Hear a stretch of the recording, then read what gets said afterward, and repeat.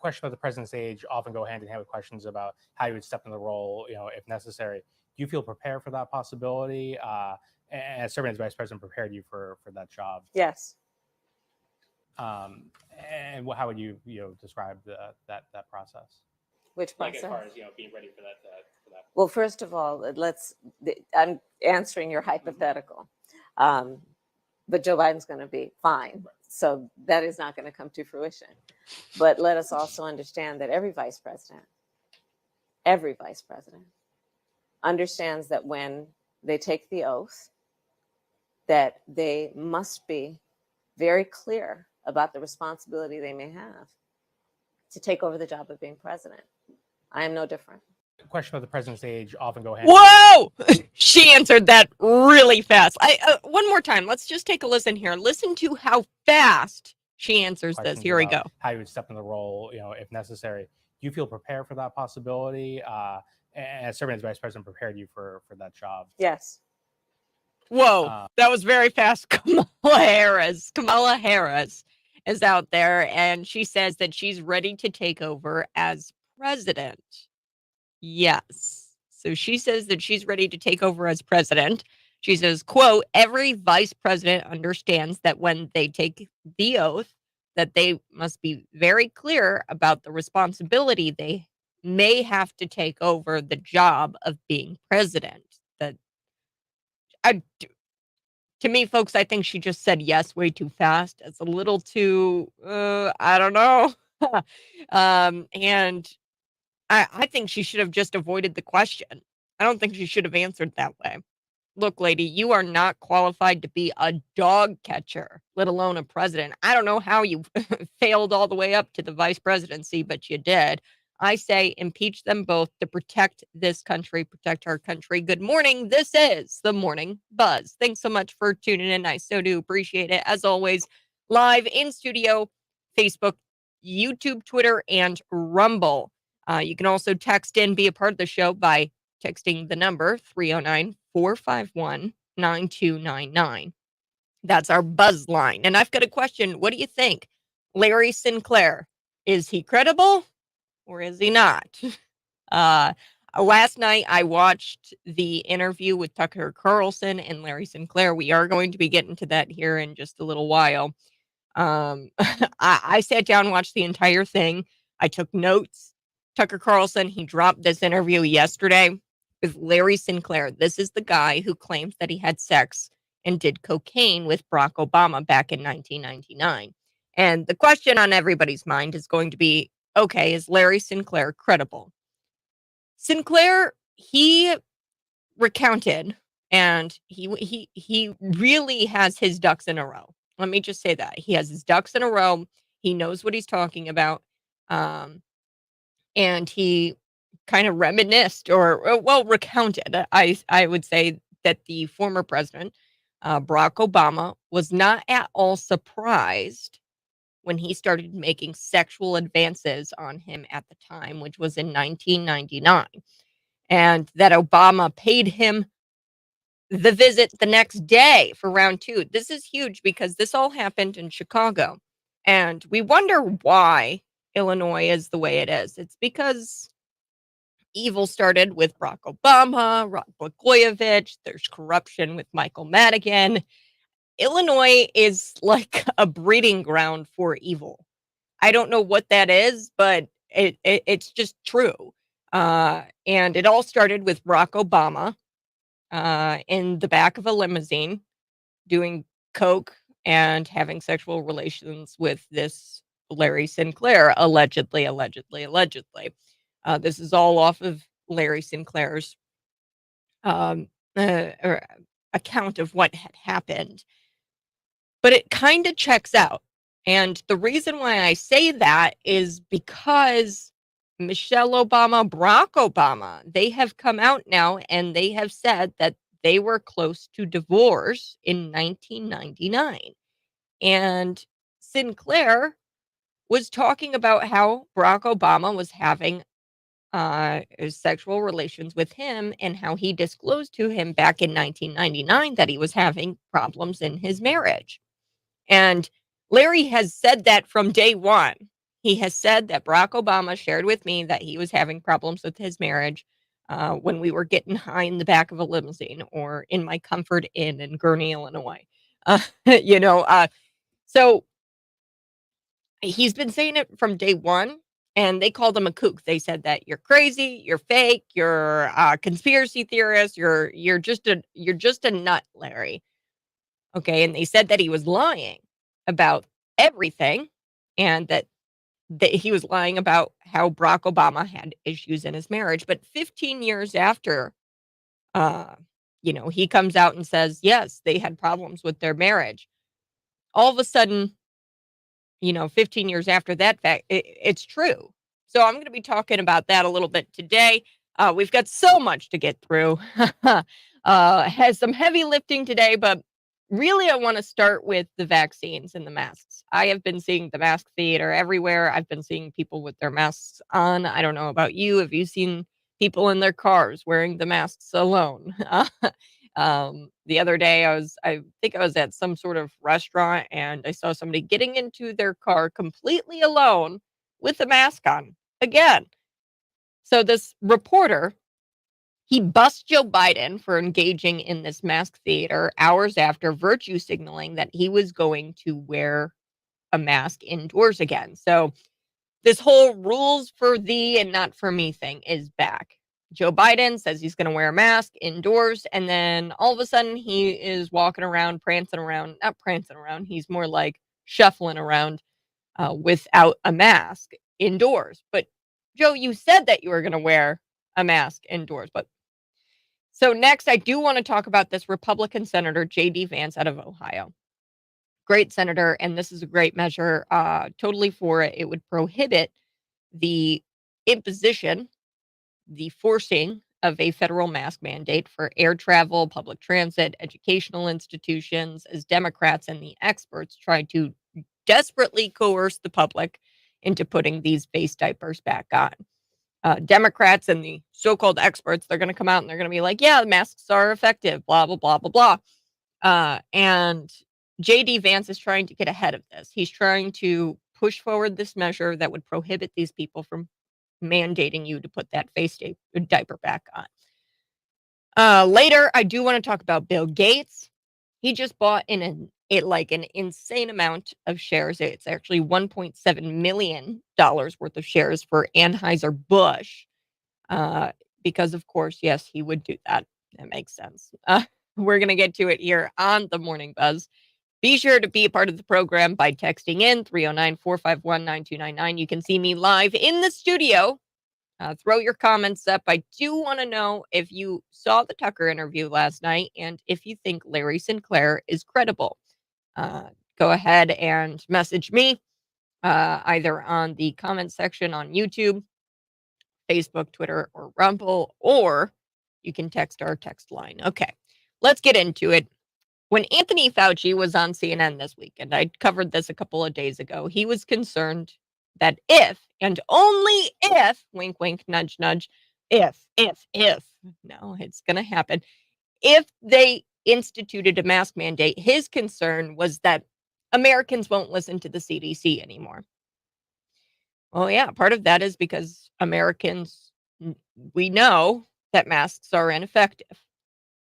And the other part of that is has to do with 2 years of watching our leaders engage in what I like to call mask theater, where there were rules for us, rules for thee, but not for me. There were rules for us, and then there were rules for them. I think the person most confused about how to play by these rules and how to, participate in the masking is Joe Biden. No one is more confused than Joe Biden when it comes to masking, when he needs to wear it, when he doesn't need to wear it. So the president, he set a world record for mask theater on Tuesday. Dr. Jill Biden. She caught schmovid again, COVID. Yes, even with all of her shots. I know. Isn't that wild? But wait, I thought the vaccines were safe and effective. But they won't release the data. They won't release the data about, the problems with the vaccines, the adverse effects. They're not going to really release any of that. Oh, but I thought they were safe and effective. They're not. So she has all her shots. She still gets schmovid, and the White House claimed as a result of that Joe Biden was going to be wearing a mask indoors, and he was going to set an example for everyone. But yet less than a few hours later, after the White House comes out, Kieran Jean-Pierre says, yes, Joe Biden's going to be wearing the face mask indoors. He was seen without a mask indoors. Let's listen to Peter Ducey. He completely busts him. Here we go. We saw President Biden entering an event today in a mask. Here's some of the video because White House officials tell us he's going to do that after being exposed to the COVID positive First Lady. Since the president was with the First Lady yesterday, he will be masking while indoors and around people in alignment with CDC guidance. But then no mask in this other video as he was leaving that event. Not sure why he would need one to go in that exact way, but not to leave that little corridor. And officials are not telling us this afternoon yet what the plan is if President Biden winds up testing positive for COVID when he is in India at the end of this week. Oh, so there we have it. The same old Joe Biden who was obsessed with masking up first graders, poor little first graders who were sitting there crying, Mom, I don't want to wear the mask. I don't want to wear the mask. And shame on you. Don't mask up your kids, especially this go around. Okay, maybe I'll give you a pass. I really shouldn't give you a pass for masking up your kid in 2020 or in 2021. Come on, what's wrong with you? Have some guts, have some courage. But this is the same Joe Biden who's just obsessed with masking up first graders, who didn't follow his own mask orders. He broke those mask orders in record time, folks. He's not following his own mask orders. Or, I mean, I guess I could be fair to our elderly president. He might have gotten confused by what the rules were. The White House may not have told him that he was to wear a mask again. He might not have had the carefully printed out instructions laminated out for him. But maybe they were too focused. Maybe the White House was too focused on telling him how to walk off, not to walk off stage before the Medal of Honor ceremony was over. Something else he also screwed up. He was walking off stage before the Medal of Honor ceremony was over. In this case, I'm willing to give Joe Biden the benefit of the doubt. He's old. He gets confused. When it comes to the mask, he can't even figure out when to wear one. And that's clear. Prior examples. Should he wear one on an empty beach? Because here I have a photograph of him. He's on an empty beach with Jill. He's masked up, and this was captured December 2021. I'm sure he was on vacation or something because he was on the beach, but he was caught on camera on an empty beach wearing a mask in 2021, December of 2021. Or my personal favorite is this one picture I've got of Joe and all of the other world leaders on a Zoom call. And he's the only world leader wearing a mask in this Zoom call. So you can see that Joe Biden is the only one wearing the mask. Look, universal mask mandates, they're total booty cheeks. Okay, they are just garbage, and I'm not going to comply. You better not comply. And because if you don't comply, that makes it easier for me not to comply. When all of these people start complying, there's this I guess it's mass formation psychosis, or it's almost like a peer pressure where you have to kind of fall in line. Not me. I will never fall in line. I'll get kicked out of a restaurant again, which happened, by the way. I got kicked out of a restaurant because I wouldn't wear a mask. I'm not going to put them on blast today. But, all right, I'm going to be back. I do like watching the videos of the mask Nazis, though, have meltdowns in the supermarket. I am glad that those are going to be coming back and that our clueless president has no idea when or when not to engage in mask theater. But either way, it makes for great content. I'm glad that they're kind of back in a sense because I'm like, oh, does this mean that the mask Nazis are going to be back with their meltdowns on Twitter? I hope so. I hope so.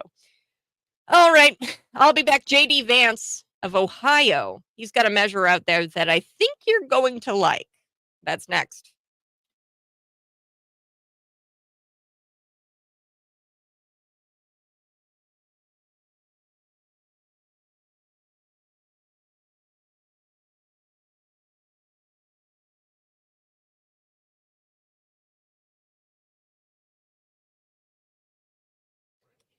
Hey, folks, if you are watching, go ahead and smash that like button and share this out with your normie friends. If you share this out with your normie friends, that would be of a great help to me.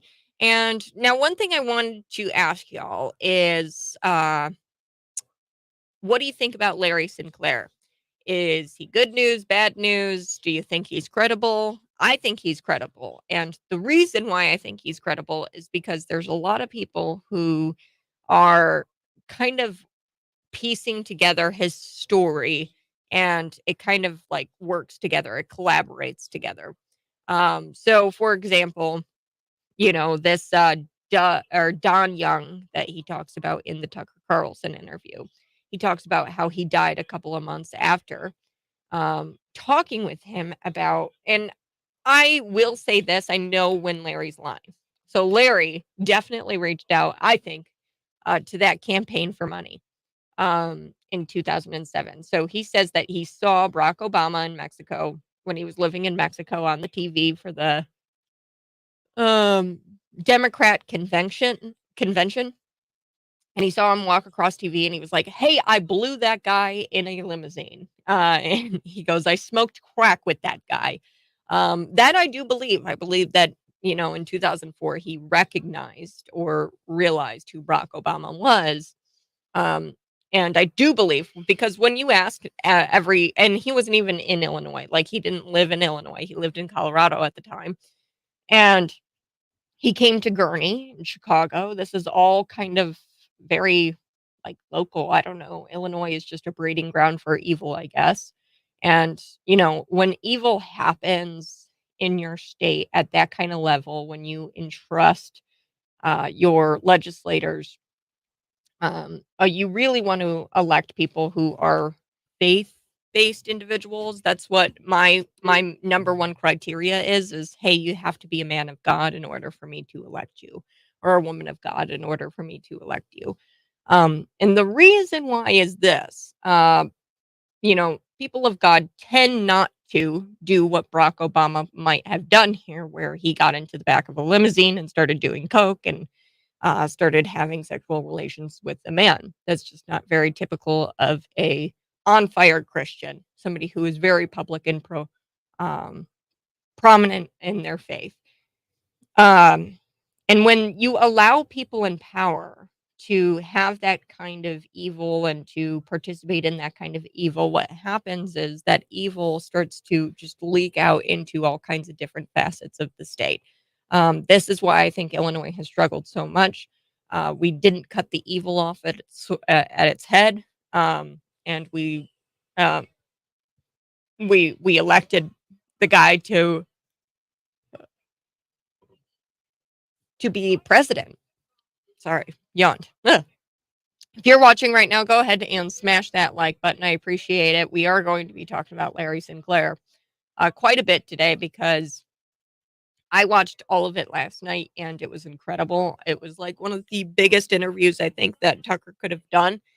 I think Larry is credible. I really do. Now, do I think that he's a good person and that his motives are exactly what he says they are? Absolutely not. I think that he is trying to seek fame. I think that he is trying to seek money. Um, because he tells us about his background, about how he was, this gay kid in rural South Carolina, and he was going out into a tobacco and he was harvesting tobacco plants for this black family, which was a really interesting story. So this guy is as, poor as they get. Um, and I would imagine that he really wants money. And I think that that was his motive for reaching out to the campaign back in 2007. This is why he didn't mention the sex. He just mentioned the crack cocaine. Um, and he mentioned the crack cocaine in 2007. And then the campaign reached back out to him, and they well, what he thought was the campaign, Don Young. Don Young was not a part of the campaign. Don Young was an intimate friend of Barack Obama's. And that's the interesting part here, is because we have Don Young's mother saying that she thinks that he was killed by the Barack Obama campaign. So it's not just Larry Sinclair. There is more people to kind of uh, collaborate with Larry Sinclair's story, which is why I believe it to be credible. So Obama, gay? I think so. Um, if you if you look at this interview and you listen to the interview and you watch Larry Sinclair, it's very clear that he is being honest, mostly. But when it comes to his motives, I think that he's lying. And you can kind of tell. People have tells when they lie, and I can definitely tell Larry is lying about that. Um, I'll be back here in just 30 seconds.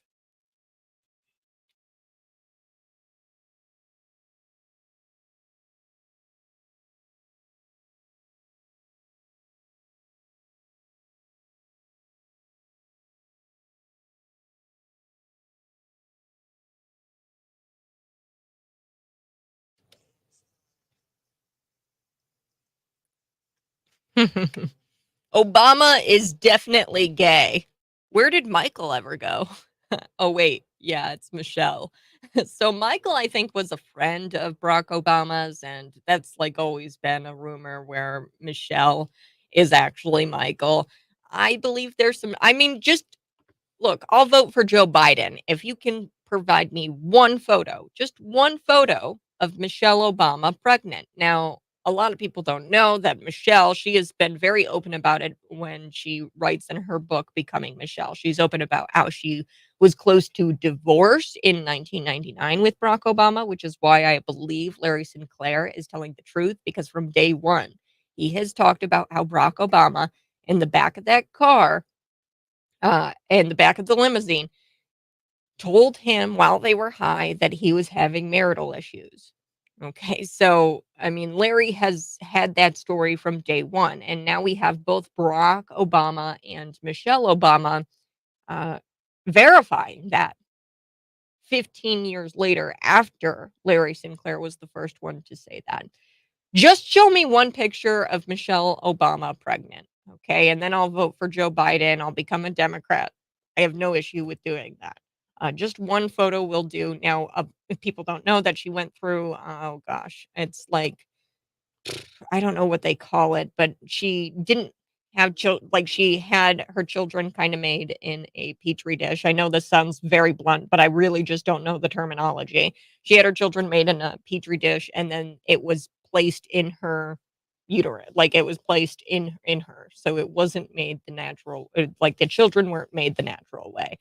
I don't know the scientific term, but she had her children that way because she had, I think, I believe, a miscarriage, which is tragic. I'm not trying to rip on her, but still, that proves that she was pregnant at some time. Now, I don't know why the wife of a senator was not in any kind of photographs for 9 months.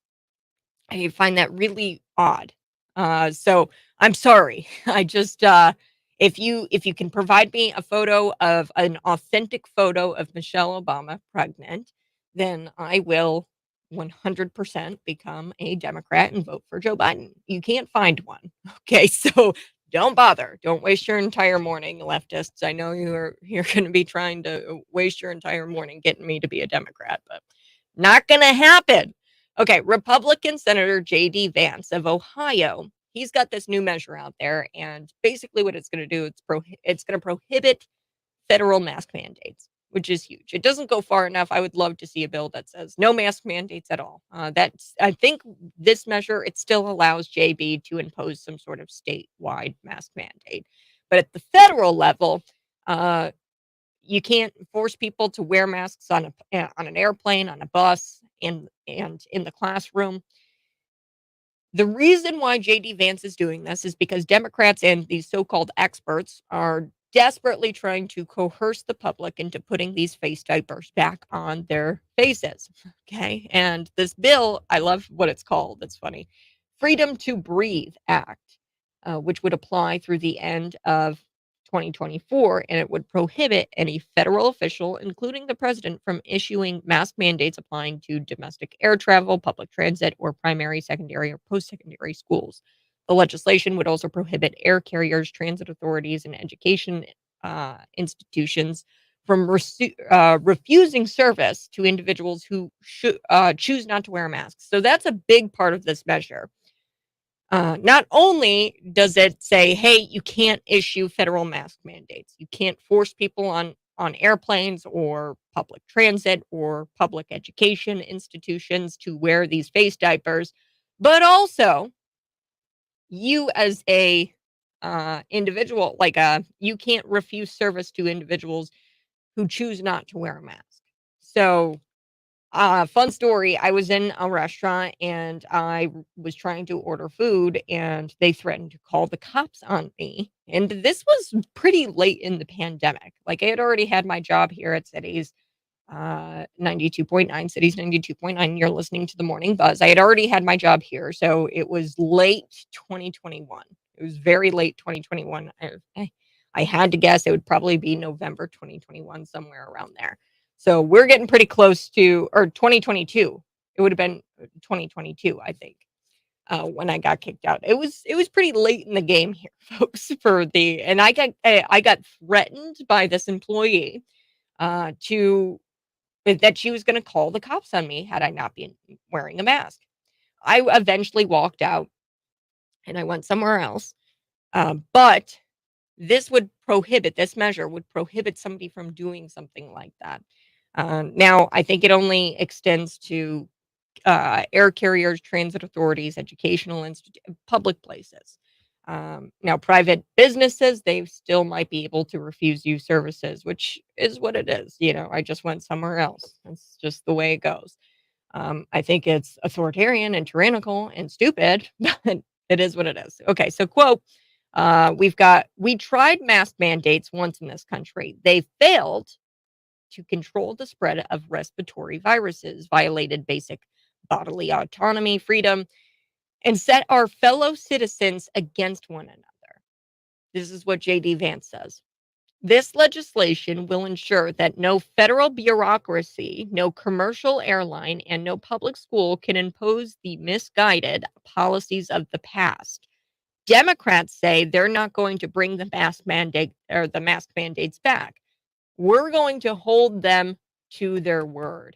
So yes, Anthony Fauci was saying if mask mandates come back, and he goes, but we're not talking about mask mandates coming back. That's what Anthony Fauci said. Sorry, Anthony, I don't believe you. So let's hold these Democrats to their word. If they're really set on these mask mandates coming back, then they should be voting for this. They're not going to vote for the measure. The measure would also prevent federal spending from being used to propose mask mandate requirements or force Americans to wear face coverings. Now, they're already spending trillions of dollars. I think it was the Department of Defense has spent trillions of dollars on COVID-19 tests. They've already spent all kinds of dollars on COVID equipment, very vague receipts when you look at how much money they're spending on COVID precaution equipment or whatever. It's very vague, but they're spending like trillions of dollars on it. So that is what leads me to believe that we're going to have another pandemic or another 2020 where they shut down everything. And what did they know that we don't know? That's what I'm trying to get at. Like, you wouldn't be spending trillions of dollars on COVID tests if you didn't think that a ton of people were going to come down with COVID-19. Anyway, masks don't work, and quite frankly, they're disgusting. People have walked around with stained cloth coverings for several years, and they constantly touch them with their dirty hands. I told you that a mask, if you take it off and you put it back on, that is like, it's so much worse for you because you take it off, all of that bacteria gets into the mask, you put it back on, you're breathing in that bacteria. So all we know, and we all know a person who used the same mask in their car for months. Okay, they put it in their glove box and it's got all the grime in there, and they would use it every single time that they needed to run into the store. Okay, let's be realistic here. Bacterial infused mouths only make them a breeding ground for germs and viruses, and they love to hold moist and humid environments. Okay, so hold and like the bacteria loves to chill out in moist, humid environments, and that is a mask. So it's very dangerous for you. In fact, I mean, I would go as far as to say it's not only ineffective, but it's dangerous to wear a mask. For several years, Americans have seen the very people who implement these restrictive mandates only to be caught violating their own rules. So Nancy Pelosi, right? Jill Biden, Joe Biden, all of these politicians, they do not follow the mask mandates themselves. Just a day after First Lady Jill Biden tested positive for COVID-19, White House Press Secretary Karen Jean-Pierre said that President Joe Biden, former Vice President Joe Biden, I like to respect the office, he's not actually president, will wear a face mask while indoors when he's near other people. That's what she said. And then, not surprisingly, we saw Joe Biden not hold up to his word. And he was caught yesterday not wearing a mask while awarding the Medal of Honor to Captain Larry L. Taylor of the U.S. Army. To be fair, he was seen wearing a mask at the start of the event, but he removed it during the prayer, and then he proceeded to deliver remarks at the podium before placing the Medal of Honor around Taylor's neck. So he had it on for some of the event, but some of the event he didn't. The do as I say, not as I do Democrats want to force you to wear a mask as they reach these new levels of hypocrisy and absurdity every single day. Remember all of the hilarious excuses that our elected officials gave when they were caught violating their own draconian rules? Remember Nancy Pelosi very, very vividly. She was caught on video, maskless in a San Francisco salon, and she goes, "It was a setup. So I take responsibility for falling for a setup." So she accused people of setting her up. Masks dehumanize people in the worst way. Facial expressions are a very crucial part of communication for children, specifically, who have problems identifying with emotion. That's that children who have problem identifying with emotion are more likely to have learning difficulties and problems with their peers. And, these are the very same people in society who scream, ableist, ableist, ableist, you're an ableist.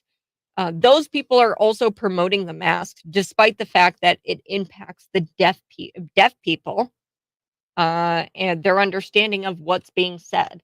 Deaf people read lips. These are the same people who will scream, "You're an ableist." Okay, but you are, because you're not allowing the handicapped deaf people to understand what I'm saying.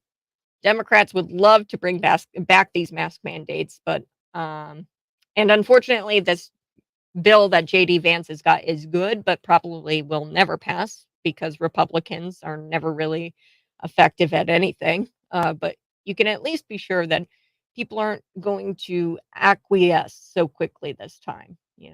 All right, I do have to take a break, but when we come back, Bill Gates is in the news again. He loves three things in the world. The fourth was his BFF Jeffrey Epstein, who didn't kill himself, by the way. Gates loves communist China. He loves making people's medical decisions for them, and he loves an ice cold glass of bum pee. If I had to be blunt about what Bud Light is, yes, he bought millions in shares for Anheuser-Busch. I'm going to tell you why he did that here, coming up on the Morning Buzz.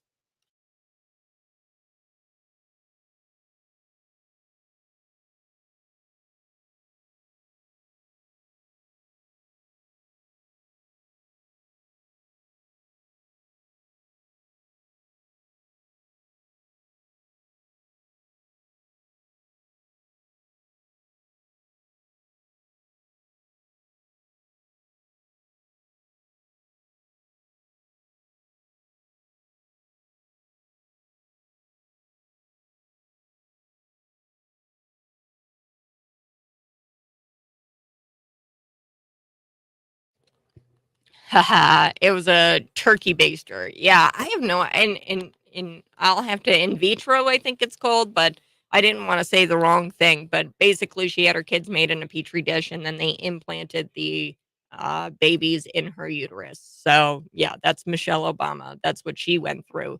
If you're watching right now, go ahead and smash that like button and share this out with your normie friends. Like I said, we're going to be talking about Bill Gates when we come back. But yes, we are going to get to the Larry Sinclair interview because I watched it. It was great. You're listening to The Morning Buzz. I'll be right back.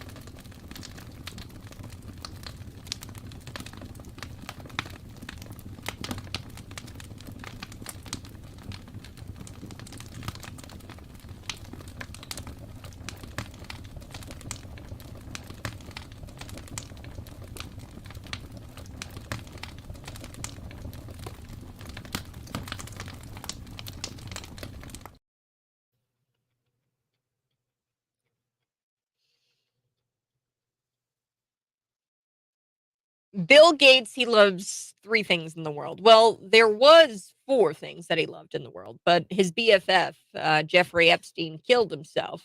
Jeffrey Epstein didn't kill himself. Oh, sorry. I had a frog in my throat.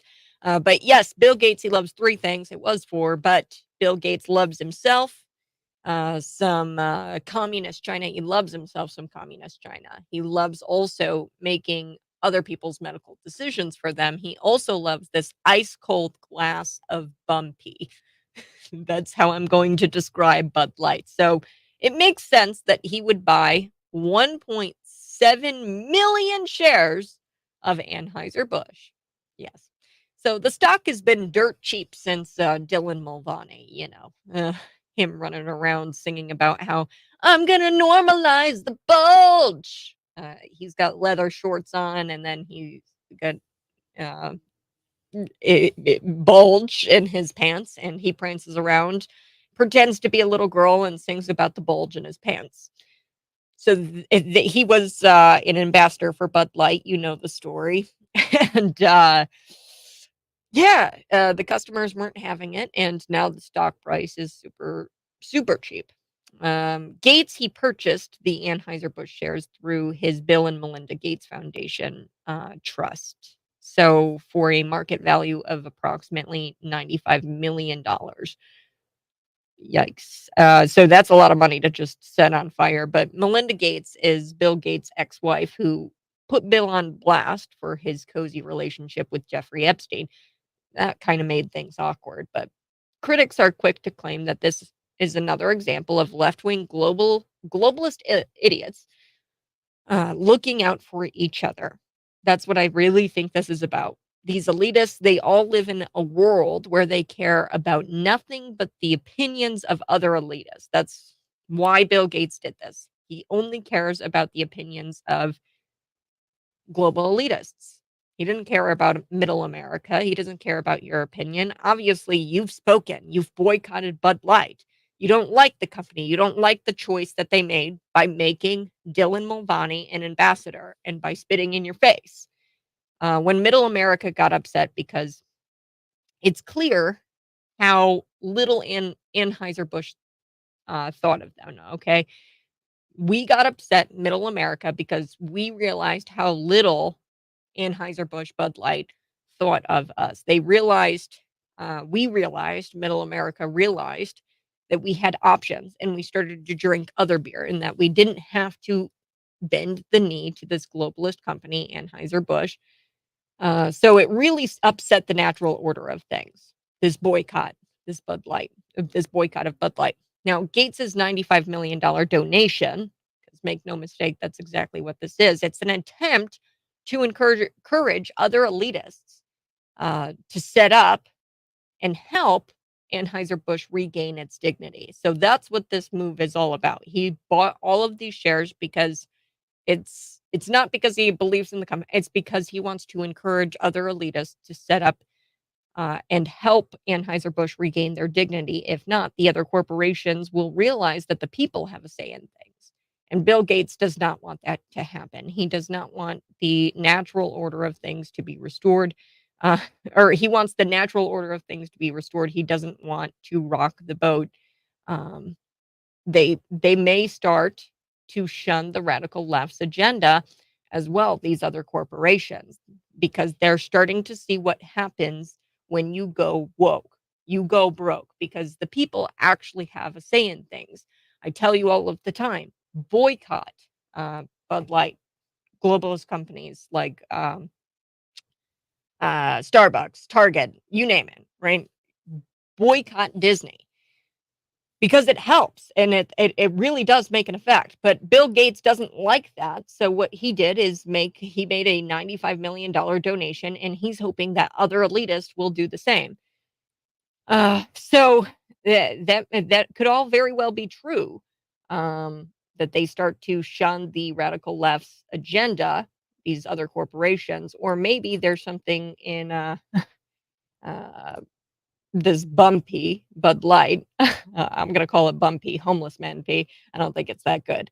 That helps Bill Gates grow his fake meat. Okay, it could all be very well true what I just laid out for you, that Bill Gates is doing this to try to encourage other elitists to buy out Bud Light because they don't want the appearance of the people having a say in things. They don't want that. They want the elitists to have a say in things only. So that could all very well be true, but it could also be this second theory that I've got, that the bumpy Bud Light is some sort of secret ingredient in a fake meat. So this chunky tub of soy, Bill Gates, I call him Soy Boy. He is a soy boy. Bill Gates is on a make the eat lab grown brisket. So it make them eat lab grown brisket. So he wants you to eat plant-based, and not even plant-based. It's just like petri dish brisket. That's what he wants you to eat. And he's on this kind of kick where he's going to create that stuff. And perhaps the secret ingredient for this lab-grown brisket that he's going to come out with is Bud Light. And only Bill Gates knows that. So I don't know. Bill's stock purchase affects beer drinkers zero. Bud Light will never regain its #1 spot. I'm sorry. But former cheap beer drinkers have switched to other brands that, well, those corporations probably hate their customers too, like Miller Lite or Coors Light. They probably don't like their customers either. At least they're not, at least they've got the sense to not say it out loud. That's the thing. And Bud Light, they said it out loud. We hate you. The rest of us who have drank local for years from the beginning, our lives haven't been interrupted outside of having 5 months of hilarious content and listening to Bud Light completely lose it. So it must be nice to have $95 million that you can just set on fire, Bill Gates. I know the reason why you're doing this. It's because you want your other elitist friends to step up and help Anheuser-Busch regain its dignity, because God forbid other corporations start to realize that the people actually have some sort of say in something. But I don't know. My second theory might be right. Maybe the Bud Light is an ingredient in this fake meat that Bill Gates is going to create, and only he knows about this fake ingredient, this new ingredient. The Bud Light could be that. I don't know. Maybe that's why I bought $95 million worth of share. Okay, I'll be back. We do have to talk about California. They are going to criminalize employees and shop owners if they confront shoplifters. So you are the criminal if you confront a shoplifter if you own a business. It's an insane bill. I've got it here on the other side. This is the Morning Buzz.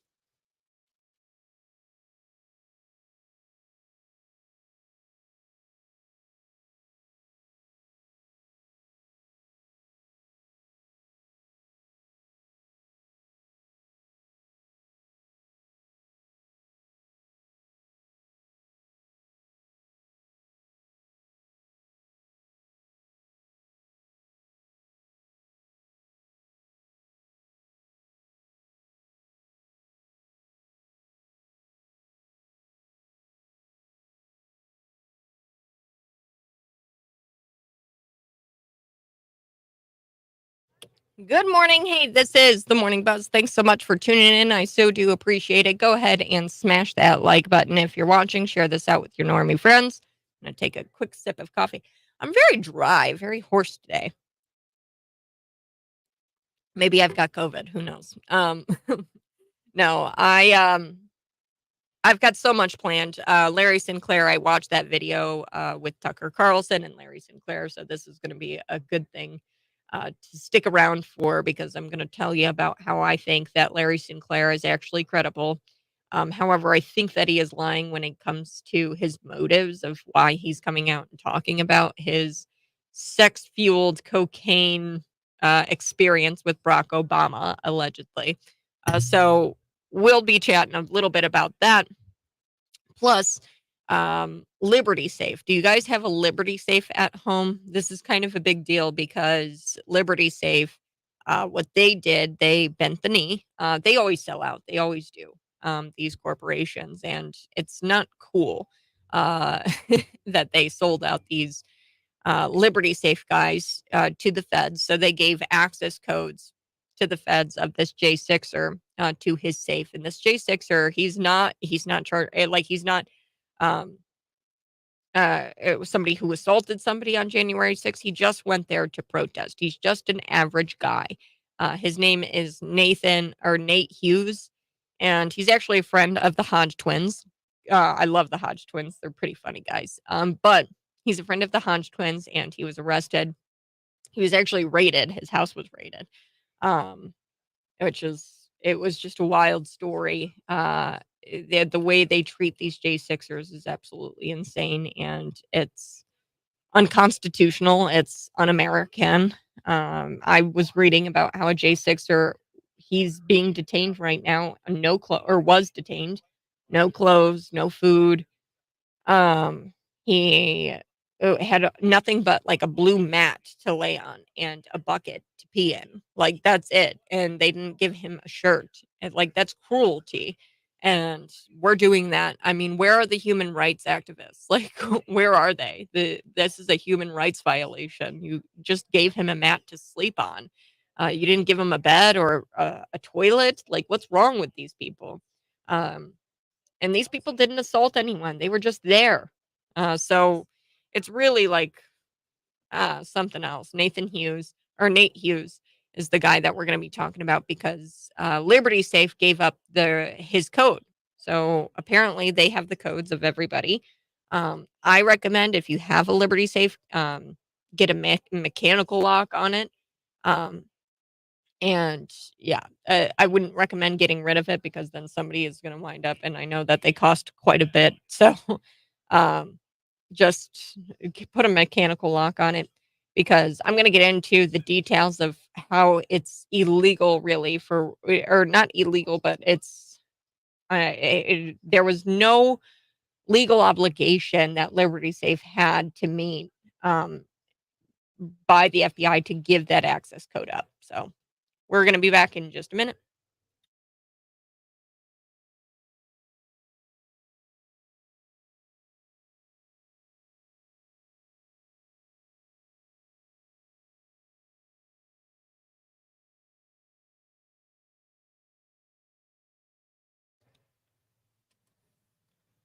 Oh, hey, good morning. This is the Morning Buzz. You can text me at 309-451-9299. That's going to do it for the 6 o'clock hour and the 7 o'clock hour. I've got a lot. I've got California wanting to criminalize employees and shop owners if they dare confront a shoplifter.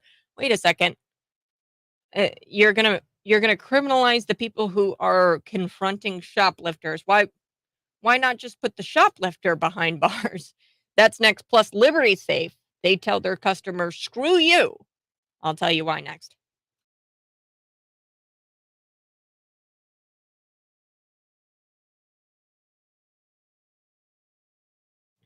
Good morning. Hey, this is the Morning Buzz. If you're watching, go ahead and smash that like button. I really would appreciate if you could do that for me. Now, we are going to be getting into California. They want to criminalize these employees and these shop owners for confronting shoplifters. It's an insane, it's absolutely insane that we are going to criminalize law-abiding citizens. But they're doing it in California. So Liberty Safe also told their customers, screw you, and they provided the FBI with an access code for J6er's gun safe. They complied with the FBI's request to open this Arkansas safe of Nathan Hughes. Hughes, he has connection, he was an alleged attendance to the Capitol riot. That's all he was. He was just in attendance at January 6th.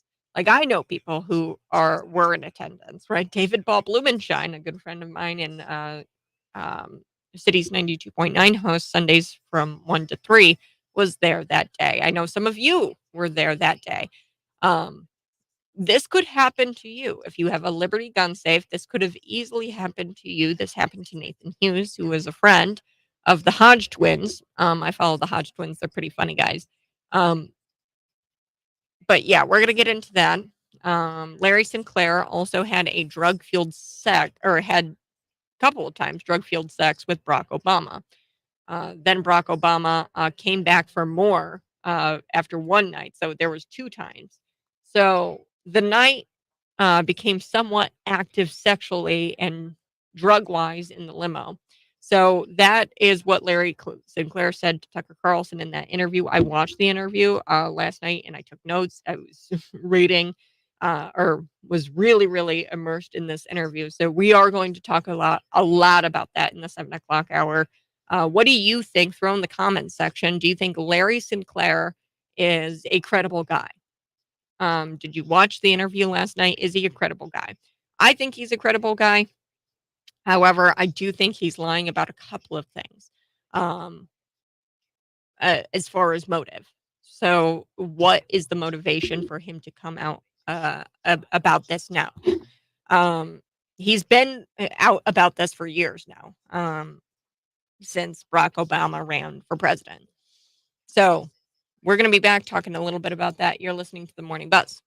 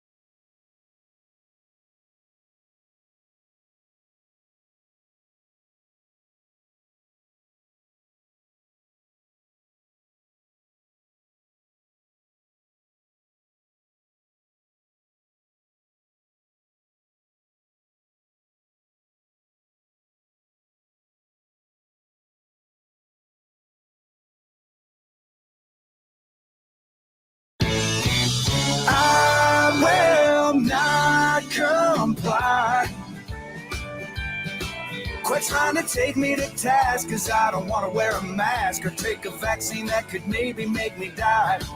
They got no scientific evidence to back that crap up. All they do is feed us lie after lie. That's why I will not comply. Now, since back last March, I've had an I itchy, love pricky it. heart That's like an a amazing Billy song. Ray Cyrus. Folks. I got that on the text line. You guys are great. 309-451-9299. You can buzz in anytime. That song is called I Will Not Comply. And he gained some national attention for this song like in 2021, I think it is. Or I mean, this came out a while ago, this song, and it's called I Will Not Comply. And it's a country song. And I mean, it's it's a viral song. And it's back up on the viral scale, I guess. So, I mean, it's coming back. But he was kind of ahead of his time. I will not comply, taking over social media yet again. This is by Blind Joe. It's a country song. I thought it was really good. Thanks for sharing on Buzz Line 309-451-9299. Thanks so much for tuning in. We got so much to get to today. I do want to get to Larry Sinclair and how he says he had some drug-fueled sex with Barack Obama. Gasp. I watched the Tucker Carlson interview last night. It was incredible. Loved it. And we're going to dig into a couple of highlights from that interview. But first, I do want to talk about California wanting to criminalize employees and shop owners for confronting shoplifters. What? Then I do want to talk about Liberty Safe, how they tell their customers, or they told their customers that they had provided the FBI access to this J6er's gun safe. So he had an access code. I guess Liberty Safe has those access codes. I didn't know that. But Liberty Safe, they gave up the access code to the FBI. They complied with an FBI request. It was a request. It wasn't like a warrant or anything like that. They weren't legally obligated to hand over that access code, but they did because they're hacks and they're jerks. And they handed over the access code of the safe for Nathan Hughes, who is in connection with his alleged attendance to the Capitol riot, January 6th, whatever you want to call it, Capitol protest. He's just a normal guy. I know people who went to January 6th, and this could have happened to you. I want to make that clear that this Nathan Hughes guy is a regular guy, just like you and I. And he was just in attendance at January 6th. And he had his home raided. He had Liberty Safe completely just sell him out. And they gave the access code to his safe, to his safe, to the FBI. So we're going to get to that. Plus Larry Sinclair. Yes, I'm very excited about it. He says, quote, "So the night became somewhat active sexually." Ooh, and he's talking about a night he had with Barack Obama and how Barack Obama, he pulled out a crack pipe, started smoking crack in a limousine. Wow. So we're going to be talking about that. The state of California, let's start there, is once again focusing its time on passing laws that would get more convicted felons out of jail and jeopardize public safety. That's what this bill is all about. It's jeopardizing public safety. Now, there's two bills coming before the state assembly that may seriously impact public safety. This is SB 55-3, SB 94. Okay. We see this all the time in the state of Illinois, and I'm not sure. I wouldn't be shocked if we've already got bills like this. The Safety Act kind of just is all encompassing, and it's just we're one of the only states who passed something like the Safety Act ending cash bail. So, yeah.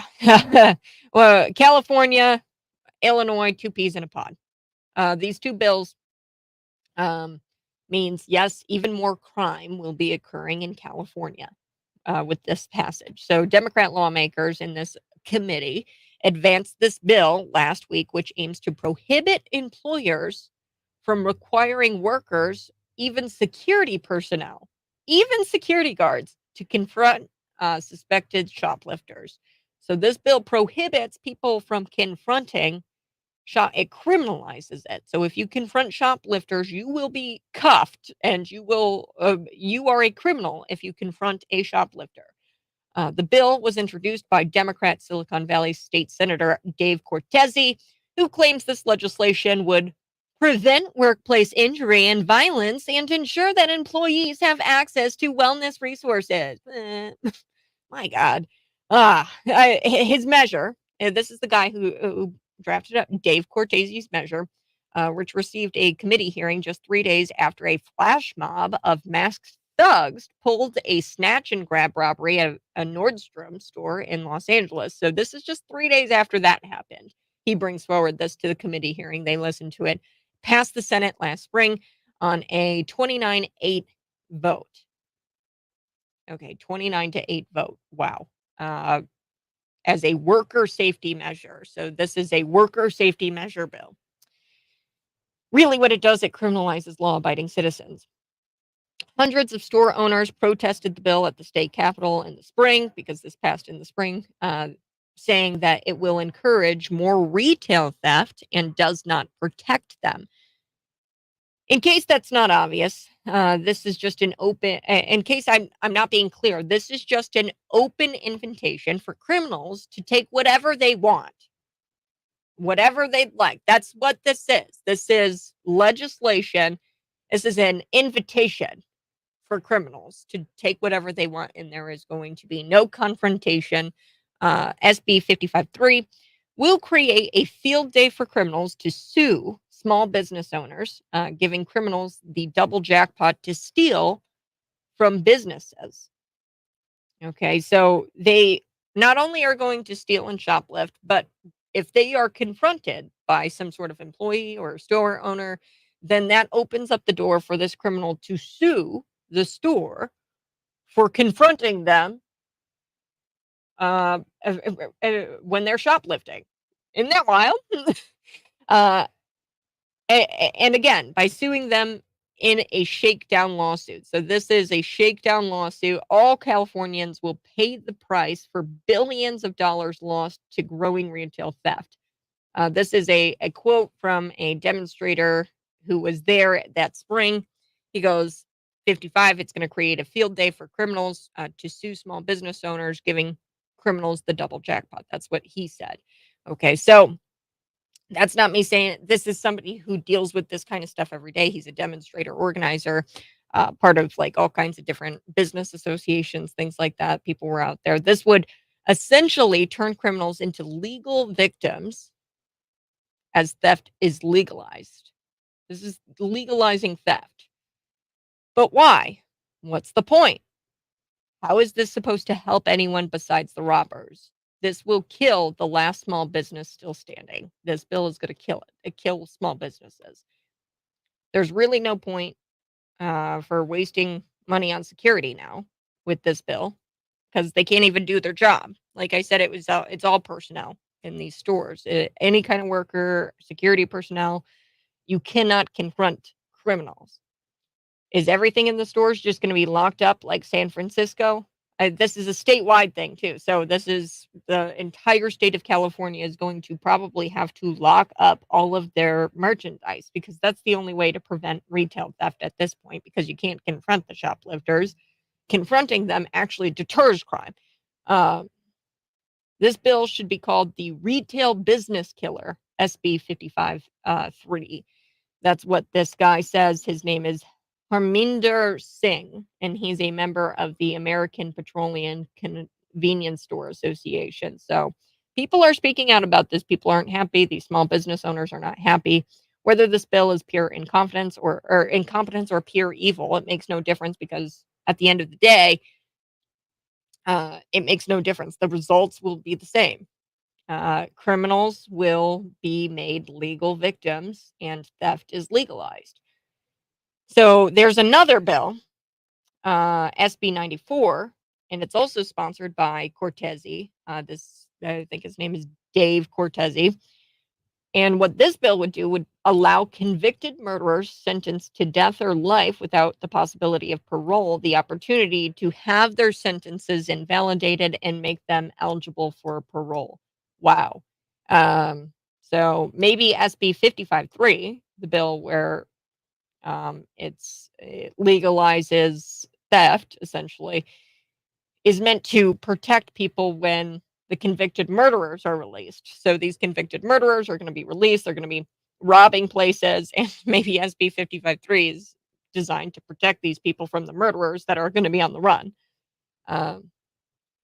That way, people won't get hurt or killed when the convicts make their way through the robbers' buffet. That, like, essentially, this is a robbers' buffet.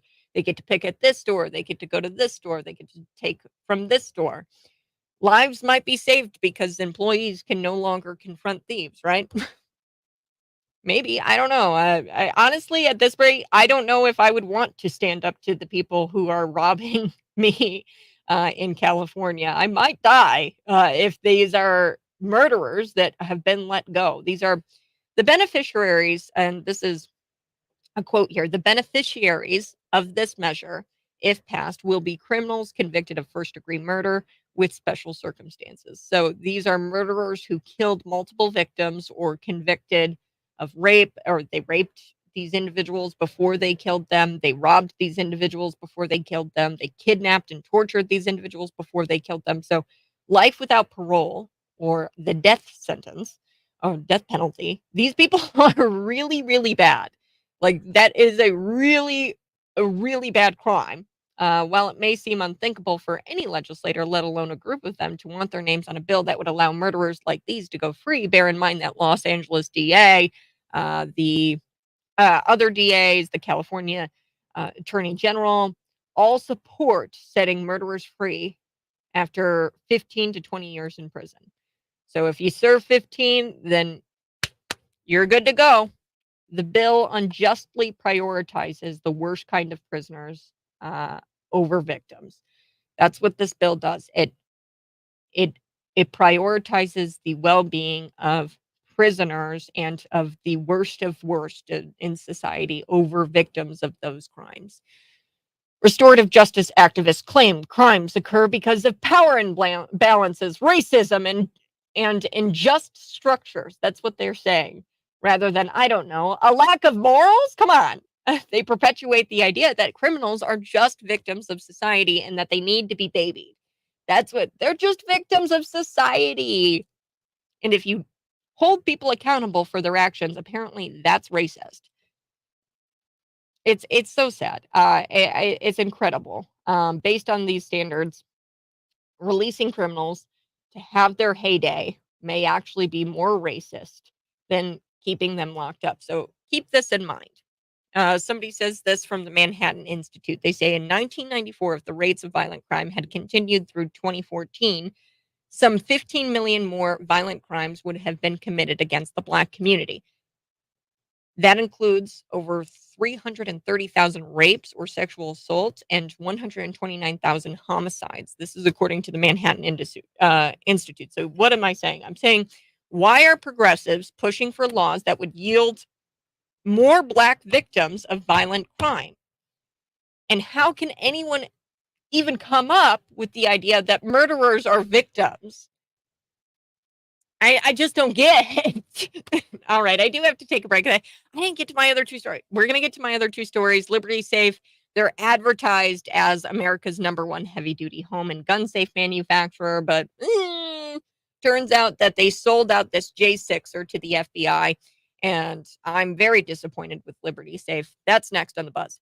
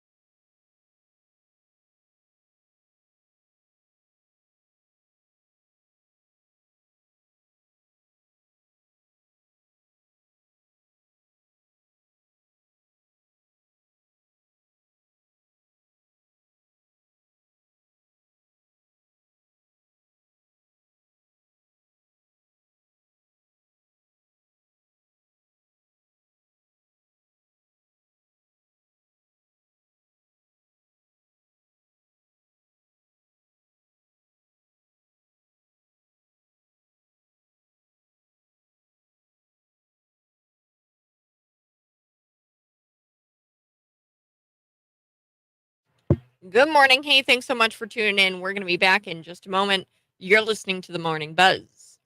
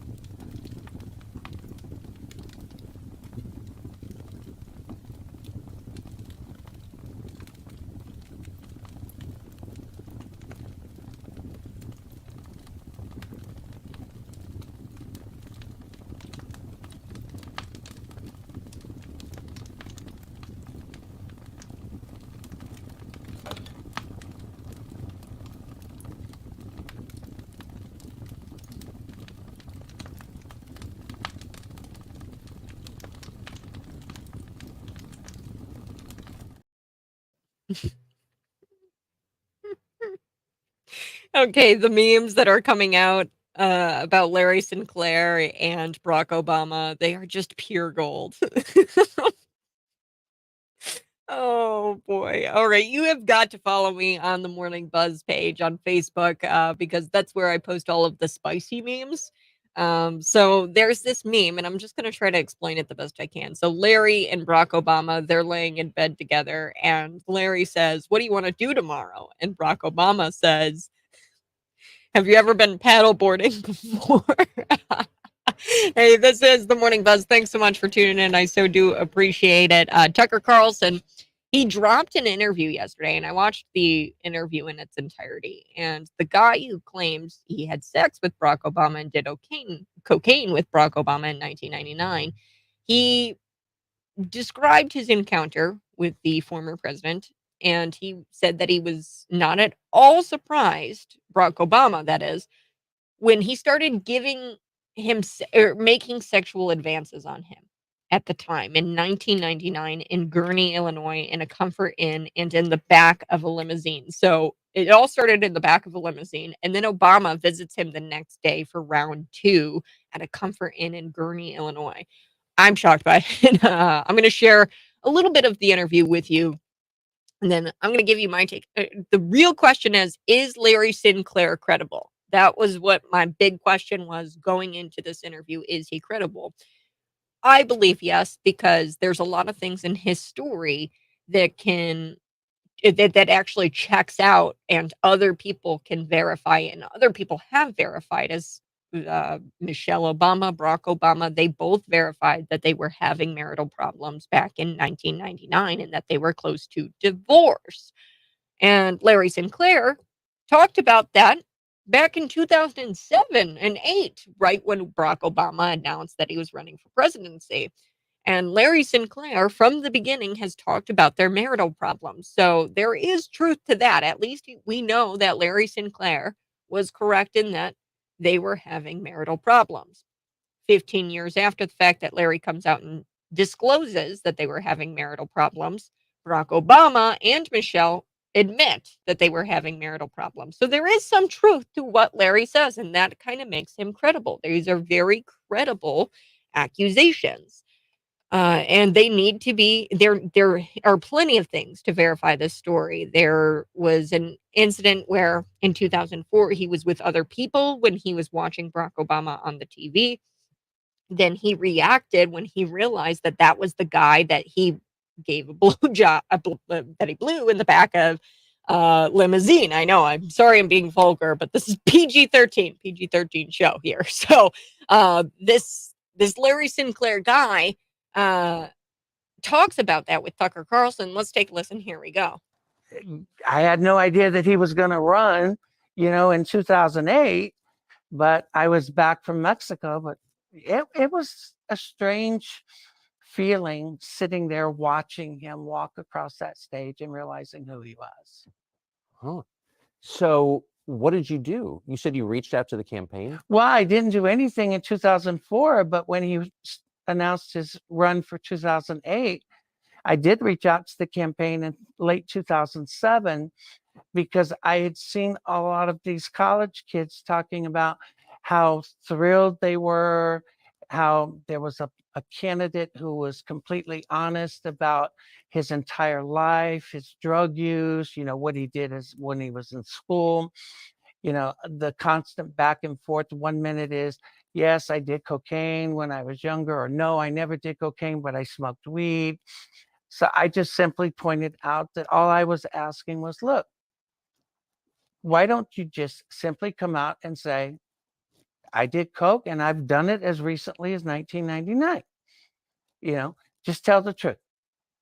Put it out there and be honest and let it stay as the truth rather than this back and forth. So, folks, people ask me, do you think the guy's credible? I think the guy is credible. There's a couple of other things. The story with Don Young's mother truly believing, and he says that she has come out and said that she believes that the Barack Obama campaign killed him. That's what he's saying. I'm not saying that, but that's what Larry Sinclair here is saying, is that Don Young, who reached out to him after he reached out to the campaign in 2007. He reached out to the campaign in 2007, and Don Young, who he was led to believe was a part of the campaign, was talking with him and disclosed that he had an intimate relationship with Barack Obama. And Larry Sinclair says that Don Young actually was very intimate, if you catch my drift here, with Barack Obama. And he said they're not going to come out and say anything, and you just need to accept that. And then he reaches back out to the campaign in 2008. Don Young dies. He is shot in the head a couple of times, from what I hear, and what Larry was talking about in this interview. And he was shot. Nobody heard the gunshots in the apartment building.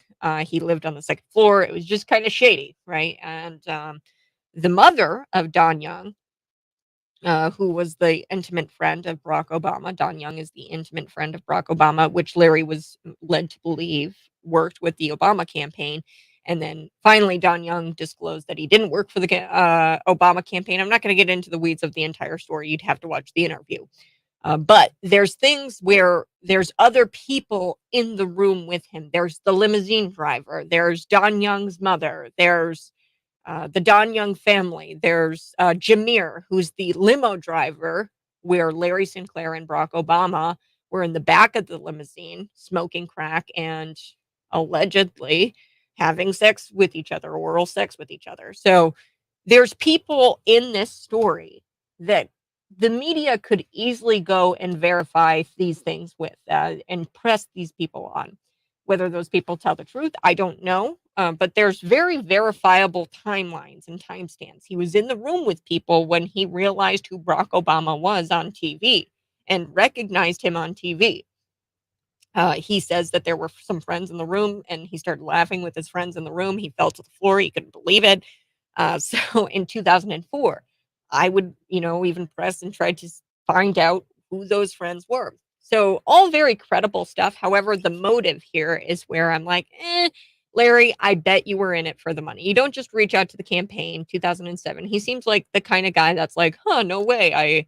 I was smoking crack with the Illinois senator at the time, and now he's running for president. And when he ran for president, then people start to think about money. I wouldn't doubt he was thinking about money when he reached out to the campaign. I don't know. That's not what he says his motives were.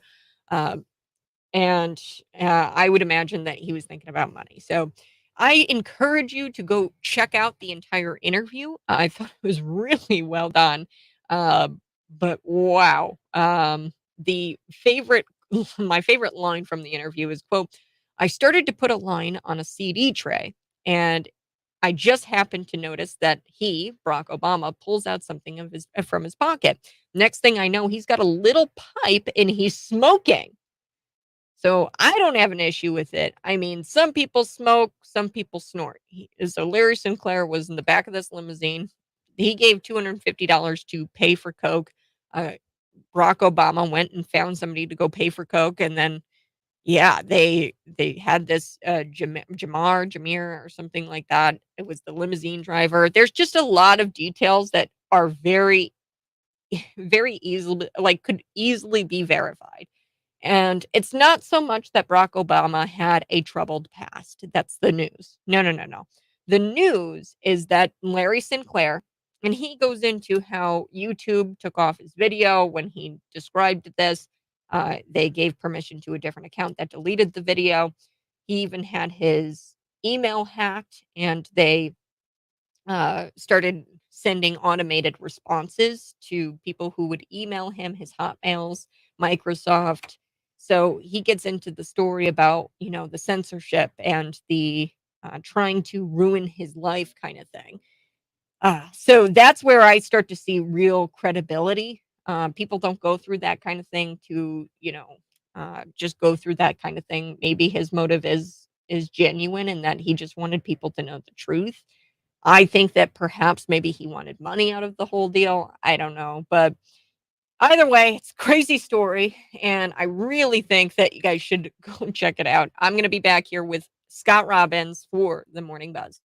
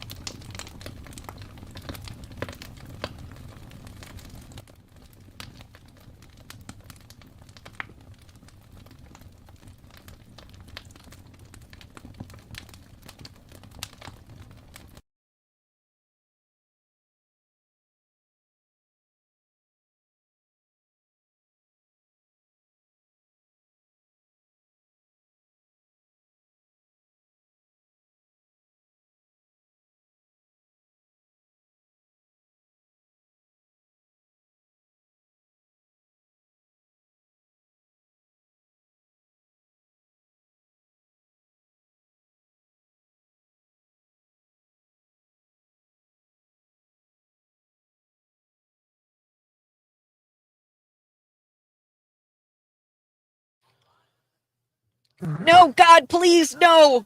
Not Kamala Harris. Anybody but Kamala Harris. She's not even qualified to be a dog catcher, Scott Robbins, on the morning No. buzz.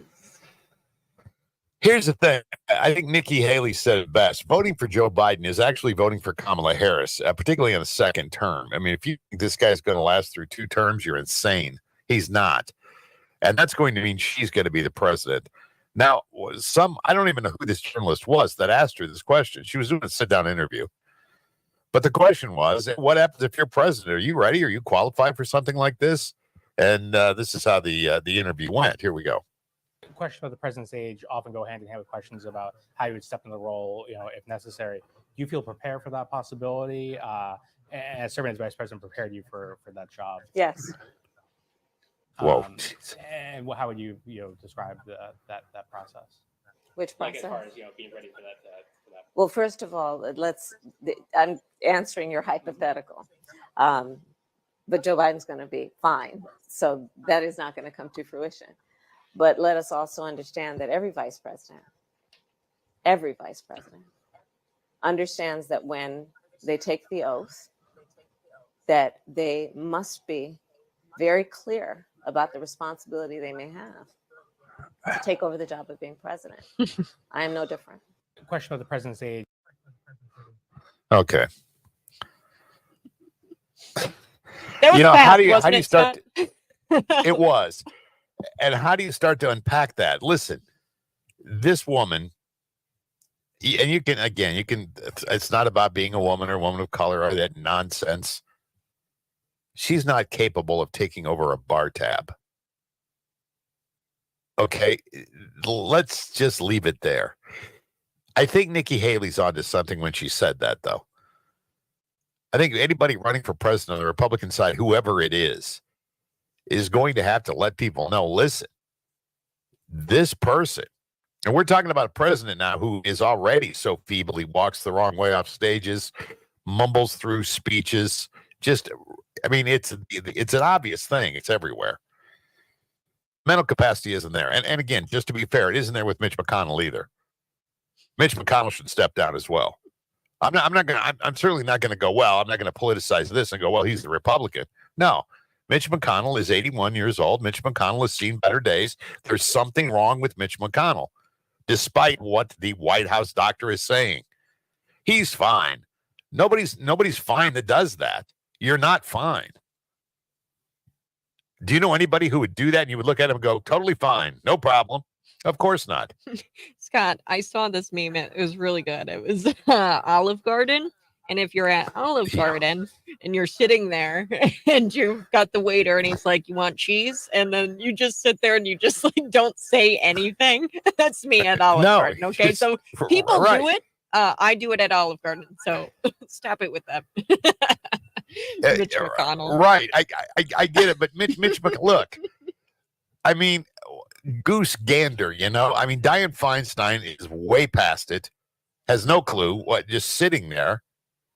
And you've got Mitch McConnell who does the same thing. And again, I don't want to be that political. I don't want to start saying, hey, this is, blah, blah, blah. And it's not true. Mm-hmm. It's not a political thing. This is a guy who's zoned out twice. And you've got a White House doctor going, nothing wrong here. The California Senate just passed something called AB 957, which would require parents to, the courts to take into account parents affirming their child's gender and their child's expression of gender. And custody could be in the balance here. So if your kid comes to you in California and says, hey, I'm a boy, girl, whatever the case, if you don't affirm that, they could take your kids away from you.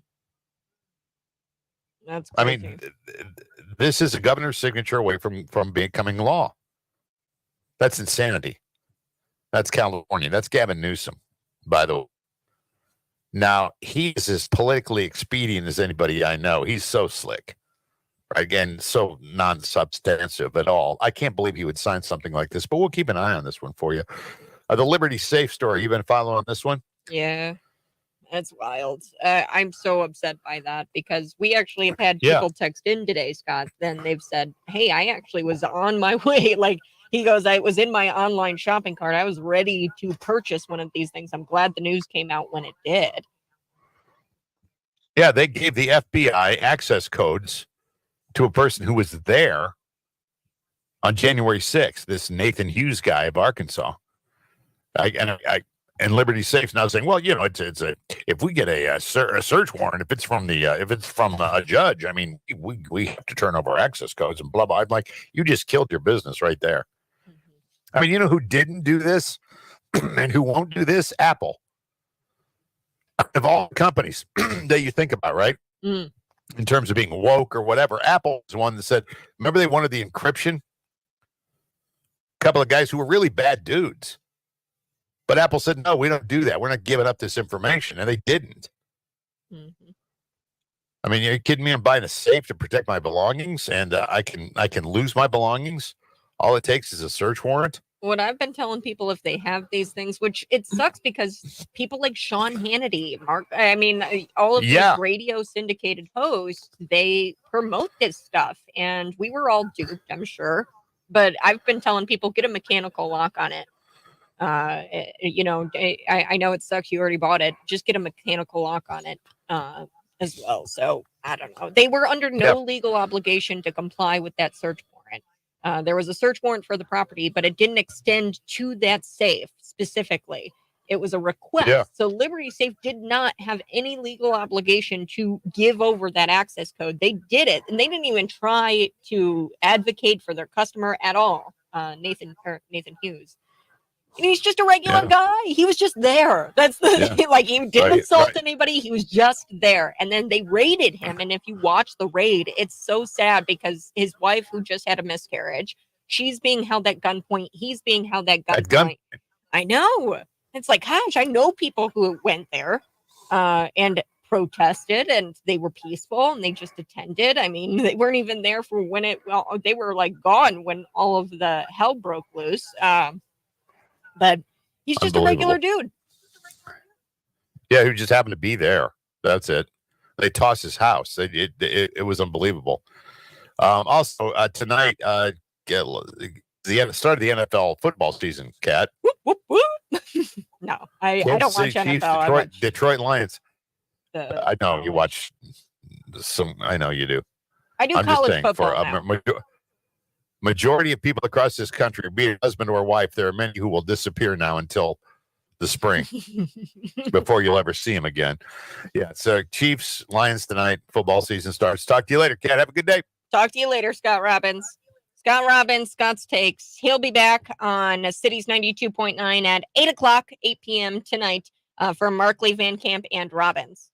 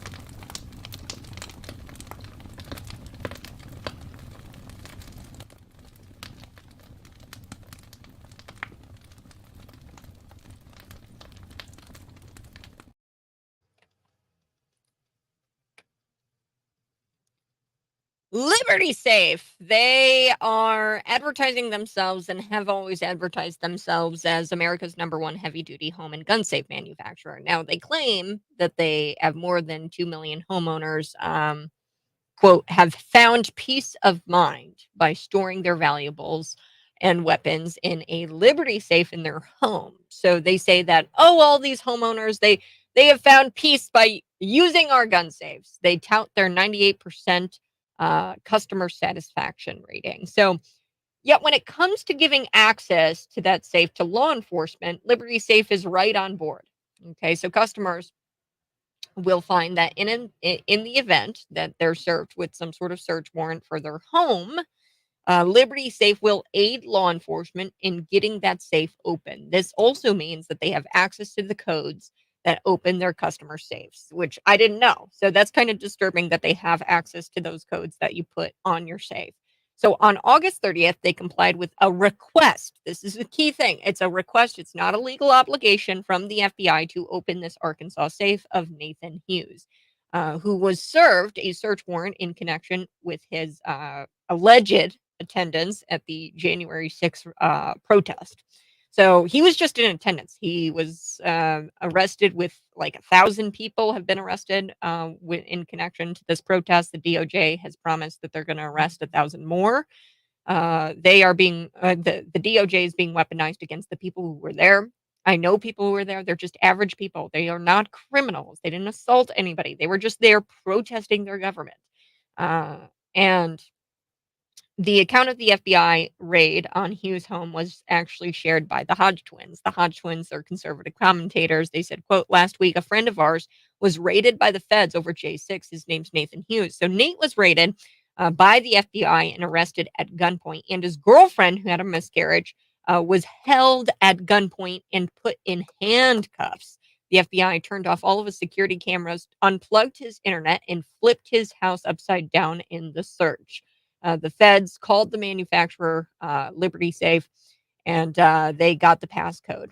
All over protesting at the Capitol 2.5 years ago. This is ridiculous. I've got more on this story here next. I'm going to break it down for you and what you should do if you have a Liberty Safe. I'm just going to be honest with you. I'm just going to say get a mechanical lock on it if you have a Liberty Safe, and don't buy one. Definitely don't buy one because these people will sell you out. They always do. I'm going to be back on the other side. This is the Morning Buzz.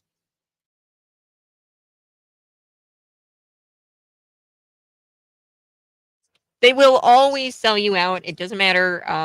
It's just a matter of time. A lot of these big con corporations. So I would be very careful who you spend your money with. I'm going to close this window. Hold on.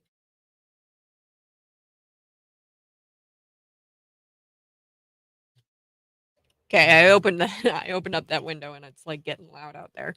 I don't know what they're doing, but yeah, so Liberty Safe, they had no legal obligation to the FBI to hand over that access code. They didn't even try to advocate for their customer, Nathan. And I mean, it's just so traumatic going through an FBI raid like that and having your girlfriend who just had a miscarriage be cuffed, be held at gunpoint. I mean, that's not how we treat people in America for protesting. All he did was protest. If that, I don't even know. Maybe he was just in attendance. A lot of people didn't even go there to protest. They just went there to go see a Trump rally. It was a rally, right? It was a Trump rally. And it's just incredible what these people are doing to the J6ers, even those who are imprisoned. Now, I don't know him, but I've seen photographs. Just look it up, wrongful imprisonment, J6er. You should be able to find the pictures on Twitter or something. He is there and he's got like a bucket and he's got like a little blue mat that he's supposed to sleep on, no shirt. He's just got some shorts on and he's being treated very, very poorly by the United States government. And we're treating our prisoners like where are the human rights people? Where are those activists at? Because they're definitely not advocating for human rights, because that is just it's just sickening what these people do. Now here we go. We've got RT. We all know Obama was gay. At least since back the 90s when he was running for House Representatives and in the 90s. Okay. He's probably gay before that too. Yeah, well, I definitely think he's bisexual. That's what Larry says. He says he thinks he's bisexual. I think that Obama was kind of lashing out, and he and his wife were having such marital issues that he was trying to, lash out at his wife because he's a little soy boy. And he thought the best way to lash out at his wife was to cheat on her with a man. And, he's got these fantasies already and he's bisexual. And he goes, you know what? I'll cheat on her with a man. But it was never put out there on the mainstream media because they didn't want you to know. I know several people in Chicago that know Obama, and they all think he's a POS, a piece of shit. Yes. The NFL is running Bud Light ads. Yeah, go figure. I don't watch the NFL. I just don't. I don't really watch sports. It's not for me. It's not designed for me. They hate Middle America, and sports really should be about Middle America, but they don't give a damn about you. So, why should I give a damn about them? I watch a little bit of college football. I've actually got my nails done. I'm a big Clemson person. I like watching Clemson football. Clemson and yeah, the college is just kind of more interesting because there's room for mistakes. So a lot of these college guys will make mistakes, and I think that makes for a better game. These NFL guys, they kind of have like it down pat, and it's like kind of boring to watch. I'm not much of a football person. I am weird, and I love watching Formula One. The races there. So yeah, that's where I'm at with it. So yeah, I don't watch the NFL. Formula One is also very woke. But it's not as bad as the NFL. They don't I at least I don't think. I mean, it's a bunch of silly European people. It's not very United States. And the NFL has always been branded as like America's pastime is football, and that's something that we should hold sacred, like football, to an American pastime, but they don't hold it sacred. Um, as an American pastime, and so Formula One being woke, yeah, that makes sense because they're a bunch of Europeans and they're silly people anyway. Um, but the NFL being woke, that kind of hurts because it's supposed to be America's pastime. So, um, I'll be back. We're going to be talking a little bit about Joe Biden, how he was busted by Peter Doocy, the reporter, on his mask theater because he said that he was going to wear the mask indoors, but now he's no longer wearing, or like he was wearing it indoors and then he took it off. So he was kind of like doing a hypocrisy thing where, it's for thee, but not for me kind of thing. He was trying to set an example. It's a crappy example because you took it off, Joe. So we're going to be back here in just a little bit.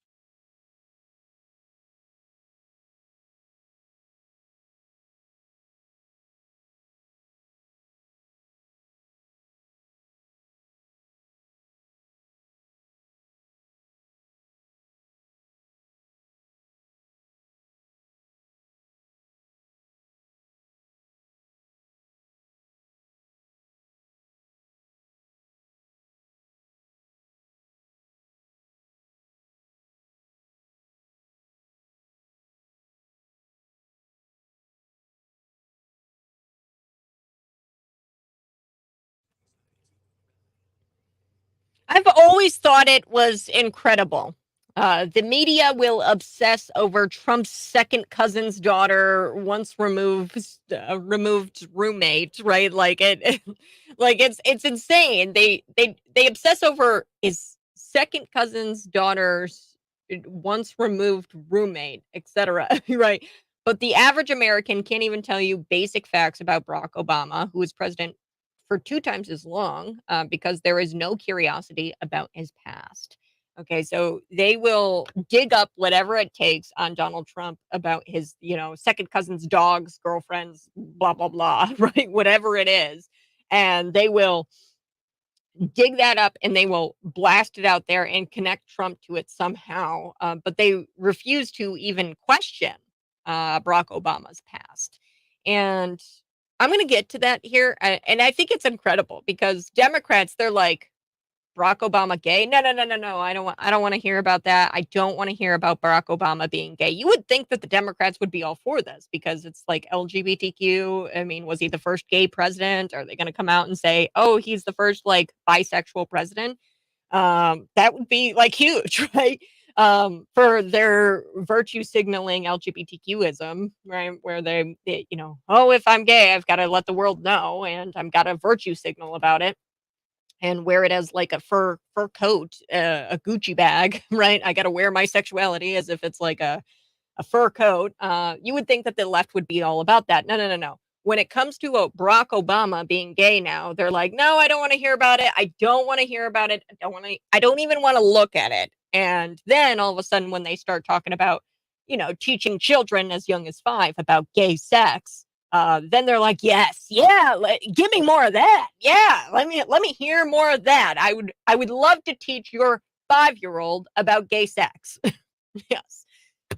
So that's Democrats in a nutshell. Because it's like the hypocrisy here. Wouldn't you be excited to announce that Barack Obama is a bisexual?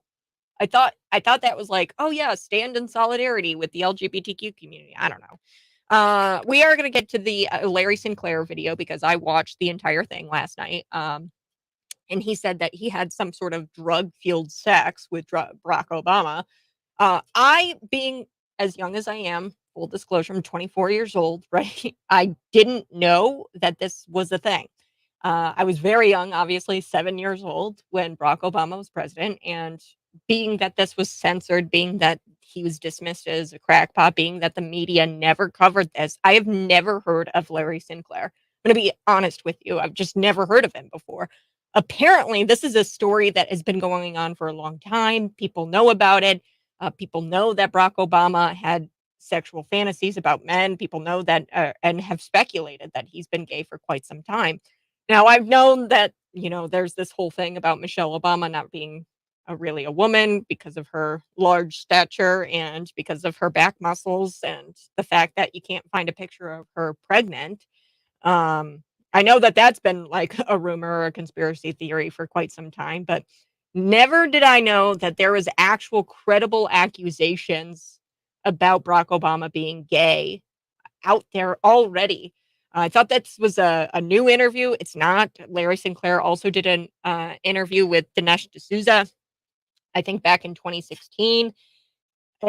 So this isn't new. The thing about Larry Sinclair is that I think he's very credible in that there's so many other people who have collaborated his story and there's so many other players in his story that we could verify all of this information. Like there's a limousine driver, Jamar. Like, can we check to see if he was a limousine driver back in 1999? That in and of itself is pretty credible. If we can go to the limousine company and if we can find that he was employed in 1999, that boom, verified. That shows credibility. There's all kinds of verifiable things in his story. And he is very open about, hey, check me, fact check me, Google this, release phone records, and he's very adamant about his story being true. And I think he's got credibility. However, I do think that there's motives there. Come on, there has to be.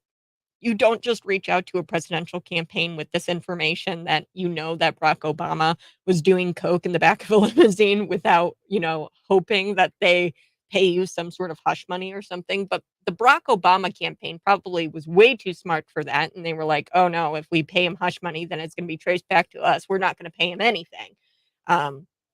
So I would highly encourage you to watch the interview in its entirety. It's on X. We'll share it onto our social medias, Cities 92.9. I did want to get to a couple of things. Reporter Peter Doocy blasting Joe Biden for engaging in mask theater yet again, just hours after the White House virtue signaled that he was going to wear a mask indoors again. So we're going to get to that because Peter Doocy is awesome. Republican Senator J.D. Vance, another awesome individual from Ohio, is putting out this measure that would prohibit a federal mask mandate. And this should be very telling for us. If Democrats don't vote for this, then that means that they are looking to mask you up again. Okay, so Democrats, experts, they're desperately trying to coerce the public into putting these face diapers back on. Although they say, no, we're not bringing the mask mandates back. But they're trying to coerce you that the masks worked and that they were effective. They wouldn't be doing that if they didn't plan to put those face diapers back on your face. So we're going to talk about J.D. Vance. It's a good bill. I doubt it's going to get passed because, well, let's face it, anything Republicans put forward just doesn't get in. It just doesn't get anywhere. They're not very effective. Bill Gates, he bought an insane 1.7 million shares of ANHEUSER-BUSCH because, of course, he would do that. So we are going to talk about Bill Gates buying the shares of ANHEUSER-BUSCH. Why he did that is more important than anything else. And eventually I am going to get to John McIntyre. John McIntyre, love the guy. Coach Mac, he's loved by a lot of people in McLean County. He resigned abruptly just a couple of days ago. And I have my own speculation. This is just purely speculation. The guy is older. And, this is the problem with, and I know I'm biased because I'm older or younger. This is the problem with people in politics, the Mitch McConnells, the, Dianne Feinstein. And I'm not saying that John McIntyre is, in a feeble state or anything like that. But as you get older, life changes, right? And you might have to resign abruptly. This is purely speculation. I don't know. I have no idea. I just know that he's been there for a very long time. And that he's done a fantastic job and that he's a very kind individual. I've only heard great things about John McIntyre. I think that this is super critical for the McLean County Republican Party right now. And shame on any Republicans who are looking to vote in a Democrat chairman. John McIntyre, he was a Republican. We should really fill, and there will be an election, and I have to figure out the details of how that election will take place and when it will take place. But right now, the vice chair is presiding over the duties of chairman, which is within the rules, right? That's how the rules go. The vice chair is Elizabeth, and she's going to preside over chairman duties. And eventually it will come up to a vote. I'm hoping that everybody is in attendance for that vote. Right now it's split 9-9. There's a couple of vacancies. The vice chair cannot fill vacancies. The vice chair can't fill vacancies. Only the chairman can do that. But she can preside as chairman for the time being, but she can't fill those vacancies. So there's a lot of ins and outs. There's a couple of vacancies. I think it's District 9 and District 5. But love John McIntyre. I'm sad to see him go, but this is really a pivotal moment for the Republicans on that county board. What I really hope they do is find a young, excited Republican, honestly, a Ross Webb. I'm just going to be honest with you. Okay. This is cutesy time is done. I'm going to be honest with you. I'd love to see Ross Webb fill that District 9 or something spot. I don't know if he can.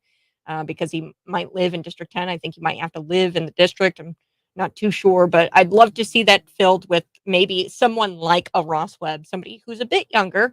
And I would love to see the chairman be somebody young, somebody who might not have experience on the McLean County board. I know that people are like, oh, well, he's got to have all this experience. Sometimes it's better if you have somebody who is more like an average Joe, somebody who is living as a citizen in McLean County in there.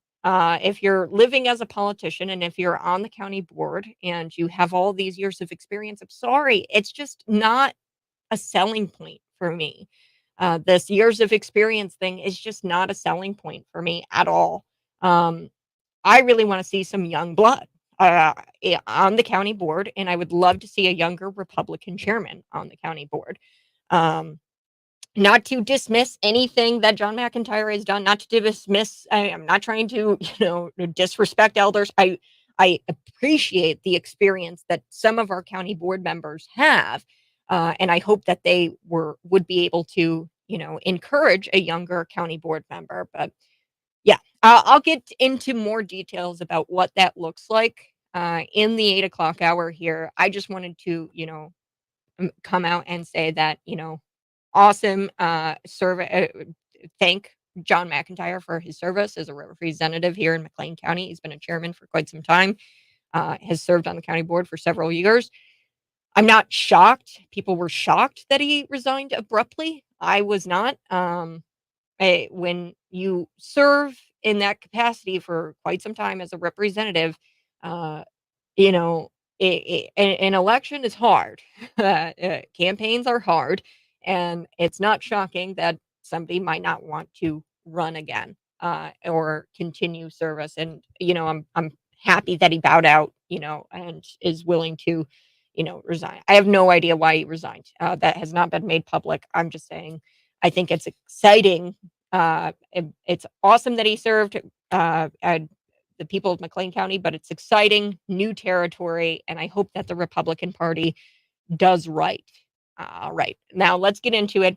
I am going to take a break, but when we come back, I do want to talk about Peter Doocy, Joe Biden engaging in this mask theater. Joe Biden has come out, his White House anyway, has come out and virtue signaled that he's going to wear masks indoors again. But turns out he's not wearing the mask. He's participating in mask theater. Well, I saw that coming.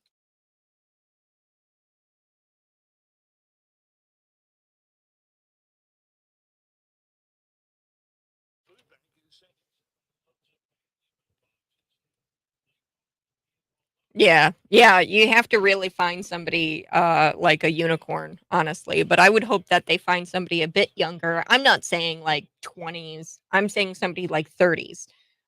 Maybe a millennial of some kind who's a Republican.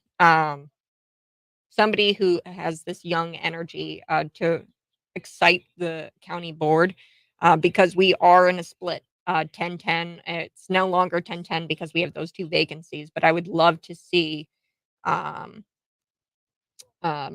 somebody excited on the board, the McLean County board. Big thank you to John McIntyre. I think he's a great guy. I've never really gotten to chat with him.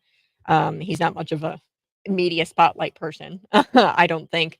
But to serve in that capacity for all those years, it takes some work. So big thank you to him. But I would love to see somebody younger. One thing that the Democrats do, they've got these college kids running. I think there's this kid, I don't know his name off the top of my head, but he's running for District 6 and he's an Illinois State student. And one thing that the Democrats do very, very well is they energize the youth and, the GOP, the Grand Old Party. I would love to see that acronym change to the Grand Young Party. And I'm not talking young, I'm talking, 30s. 40s. Having people in their 50s, 60s serve is great. If you have a couple of representatives to kind of grandfather them in and teach them the ropes. But I would really hope that they find somebody young to kind of fill this position and then elect that guy to the chairmanship. Elizabeth Johnson, I think that she is a bit younger. So that's one thing that she's got that, I don't know if the election were held, if they would vote a Democrat as the chairman. I don't think that would be right. And I hope to God a Republican on that county board does not vote for a Democrat chairman. At that rate, if you vote for a Democrat chairman, you're a Democrat and you need to get out of here. You're like pulling a Josh Barnett. Right. So I know that's hyper local stuff, but it's good for you guys. And the McLean County board stuff is really important. So we'll have to see what happens. All right. I am going to be talking about Bill Gates as well. He bought this insane amount of shares, 1.7 million shares of ANHEUSER-BUSCH. I think it cost him like 95 million. The reason why he's doing that is because he wants to encourage his elitist buddies to make donations to Bud Light and to ANHEUSER-BUSCH because he doesn't want the people to have a say in things. Now we're starting to see, hey, the boycotts are actually working and Bud Light is losing money.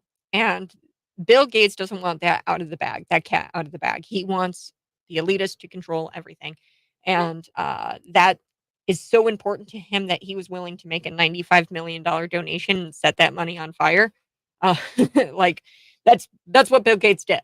He wants his elitist buddies to make that donation as well and keep Bud Light afloat to show and to really just piss off the middle America who made the difference. They want to make enough donations to Anheuser-Busch to make it to where they don't need to worry about the people. I'd imagine a lot of corporations are looking at this Bud Light situation and they're like, oh, shoot, the people actually have a say in things. And this woke leftist agenda doesn't quite work out for us because the people don't like it.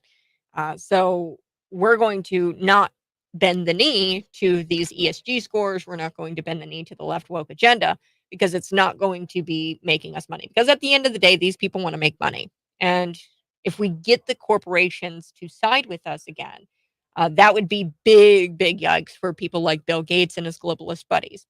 And they're really trying to prevent a stir of the natural order of things where the global corporations have their thumb on the people. So we're going to talk about that. We're also going to talk a little bit about Larry Sinclair, John McIntyre.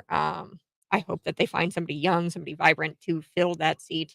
And then also to fill the chairmanship. The experience thing, it just isn't a talking point, or it's a talking point, and I really don't care about it so much anymore. So we're going to be back. Be sure to smash that like button and share this out with your normie friends.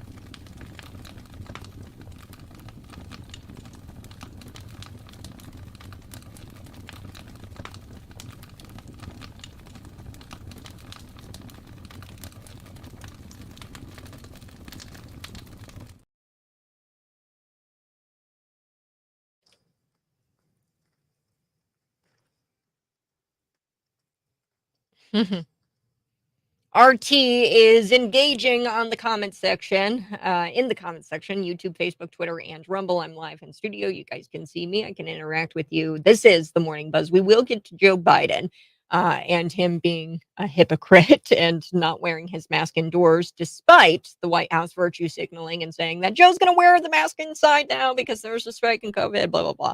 And he's going to lead by example. I want to talk about the county board for a second here, okay?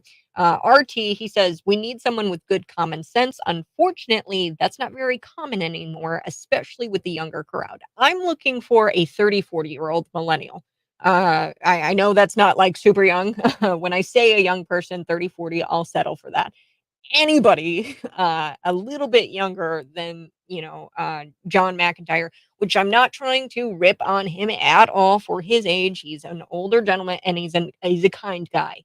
Coach Mac is what people refer. I've never gotten to talk with him. He seems like he's not really a media person, which is fine. I've heard great things about him. I wish I could talk to him, but he doesn't seem like he's much of a media person. So he has abruptly resigned. And I don't know why. I have my speculation. It's probably due to age. That is a uh, pretty obvious, thing. He's been serving for quite some time. He served as chairman for quite some time. I'm going to walk you through the the steps here and what happens next. What happens next? The kind of mechanics of this whole thing when a chairman resigns for the McLean County Board. So Elizabeth Johnston, she is still the vice chair of the county board. She is not the chair. A vice chair can preside over the meetings, the county board meetings, but cannot fill vacancies on the board. There's 2 vacancies. So right now there's 9 Republicans and 9 Democrats. It was 10 Republicans, 10 Democrats, but there are 2 vacancies that need to be filled. The vice chair can preside over meetings, but cannot fill the vacancies on the board. Only a duly elected chair can. Okay. So Elizabeth Johnson, per the county board rules, has called for an election for chair the next meeting, which I believe is September 14th. Sometime in September, there's going to be a McLean County board meeting. And that is where they're going to elect a new chair. If a chair cannot be elected, Elizabeth Johnson can continue to preside over meetings as vice chair, but cannot fill vacancies. So the Democrat seat in District 9 and the Republican seat in District 5 would remain vacant.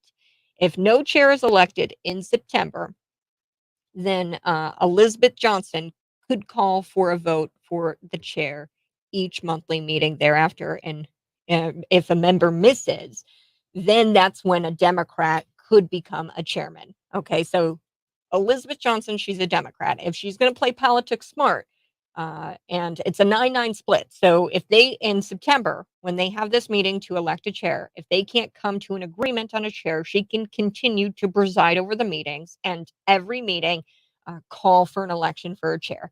And if they're in a stalemate and they continue to be in a stalemate, what she can do is then wait for a good time.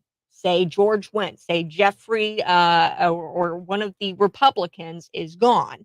What she can do is then call for an election of a chair, and then a Democrat can get in. Now, Jeff, he's a county board member. He said, we've got to be careful. We cannot allow Republicans to surrender without a fight to cede the chairmanship to Democrats. Secret deals and selling for empty Democrat promises is what the GOP is that what the GOP voters wanted to represent them. He's asking me to shed some light on this. Look, you need to call your Republican county board members. You need to call them and you need to ask them, hey, do not surrender the chairmanship to a Democrat. You need to have a Republican chair. John McIntyre was a Republican and he was a chairman. He resigned abruptly. Okay, that's just where we're at now. What needs to happen is they need to fill those vacancies, and we can't fill those vacancies until there's a chair. So I guess somebody on the board has to become the chairman. And they have to have some sort of election for the chairmanship. And that needs to be a Republican. So the Republicans on the county board got to get it together, and they have got to decide what Republican they're going to put forward, and they cannot miss meetings, and they are going to have to decide on a Republican for that chairmanship, because that is what the voters of McLean County want. John McIntyre, he was a good chairman. He was a Republican. It only makes sense that the chairman remains a Republican. And I swear I will lose it if a Republican on that board bends their knee and surrenders to the Democrats and gives up that chairmanship to a Democrat. If you vote for a Democrat chairman, you are a Dem, and you shouldn't be in the Republican Party. There, I said it. Moving on. I did want to talk about that. John McIntyre, thank you for your service to the McLean County. We need to get a younger individual in that county board, District 5. Would love to see that happen. I'm not talking, 15 or I'm not talking like 20s or anything like that. I'm talking like millennial age, 30, 40s. That would be pretty cool if we could fill that District 5 seat with somebody a bit younger and then elect a chairman. I really have I have no idea who would be a good chairman. Obviously, Chuck Erickson. He, I believe, was a chairman at one point, but he is now running for Illinois state representative. So he can't really be the chairman at this point, I don't believe. So I don't know who's going to be chairman. But the Republicans got to get it together and they got to pick one. All right. I do want to switch gears. Let's talk a bit about Joe Biden. When Anthony Fauci was on CNN this past weekend, he was concerned if, and only if, wink, wink, nudge, nudge, if, come on, there is going to be a mask mandate. If they institute a mask mandate, Anthony Fauci was concerned over the weekend that Americans aren't going to listen to the CDC. Well, Anthony, let me tell you about this. Part of the reason that is because Americans know that the masks are ineffective. And the other reason is we watched 2 years of leadership engage in what I call mask theater, where the rules for us are not the same rules for them. And Joe Biden is obviously very confused about the rules. The president set a world record for mask theater on Tuesday. Jill Biden was caught, Dr. Jill, sorry, let me rephrase that. She has caught COVID yet again. Although, yes, she has all of her shots, folks. That's the beauty of all of this, is the vaccines are safe and effective, really, because Jill has all of her shots and she still got COVID. The White House claimed as a result that Joe Biden, because his wife tested positive, he's going to wear a mask indoors to set an example for everyone. But yet, less than a few hours later, after the White House said that he was going to wear the mask indoors, he's not wearing the mask indoors. Here's Peter Doocy just completely obliterating Joe Biden for his hypocrisy. Here we go. We saw President Biden entering an event today in a mask. Here's some of the video, because White House officials tell us he's going to do that after being exposed to the COVID positive First Lady. Since the president was with the First Lady yesterday, he will be masking while indoors and around people in alignment with CDC guidance. But then no mask in this other video as he was leaving that event. Not sure why he would need one to go in that exact way, but not to leave that little corridor. And officials are not telling us this afternoon yet what the plan is if President Biden winds up testing positive for COVID when he is in India at the end of this week. We saw President Biden entering. Joe Biden not following his own guidance that the White House virtue signaled, and they said that he was going to wear a mask indoors. The same Joe Biden who obsessed over masking up first graders. He didn't follow his own mask orders. He broke those mask orders in record time within just a few hours. To be fair to our elderly president, he might have gotten confused about what the rules were. Maybe the White House didn't really tell him when to wear the mask again. Maybe they weren't clear about that.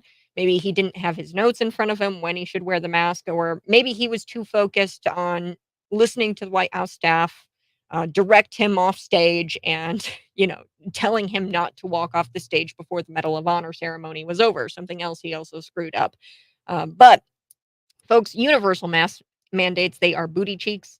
Joe Biden, he's not too sure when to wear the mask. I've got a picture of him right here, 2021. He's on the beach by himself, December. I'm sure he's on vacation, and he's wearing a mask on an empty beach. It's like at night with just Jill, and he's wearing a mask. My favorite is this picture of him on a Zoom call with all these other world leaders, and he's the only world leader wearing a mask. The only one. I will not comply. You shouldn't comply. I'm very excited about the mask Nazis having their meltdowns in the supermarkets and yelling at people to wear the mask. I can't wait to see those because I'm sure they're going to come back. And look, I'm excited to see our clueless president engaging in this mask theater, and he doesn't know when he should be wearing the mask. I do want to switch some gears. Chuck Erickson is on the line. He's a county board member. I'm sure he was listening to me talk about County Board Chairman John McIntyre resigning. Chuck, you gave me a text last night. Kind of walk me through the steps. Where do we go from here when it comes to the chairmanship?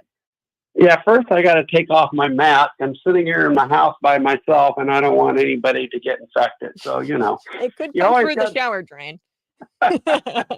You always got to be careful. All right. So no, I'm not wearing a mask, but in any event, yes. I mean, unfortunately, we've lost the chairman on the McLean County Board.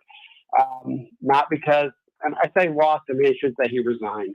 Make sure I don't get, that'll be mistaken. But he did resign, and we have a vacancy for the chairman spot.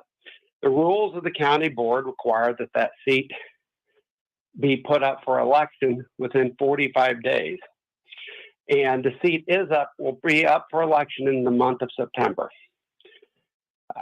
All I'm going to say is that every time you deal with this stuff, it's kind of like playing pool. When you hit the ball, you got to make sure you understand where the ball goes, because you don't want to leave an opening if you make the wrong shot. And right now, there are discussions about what should happen next.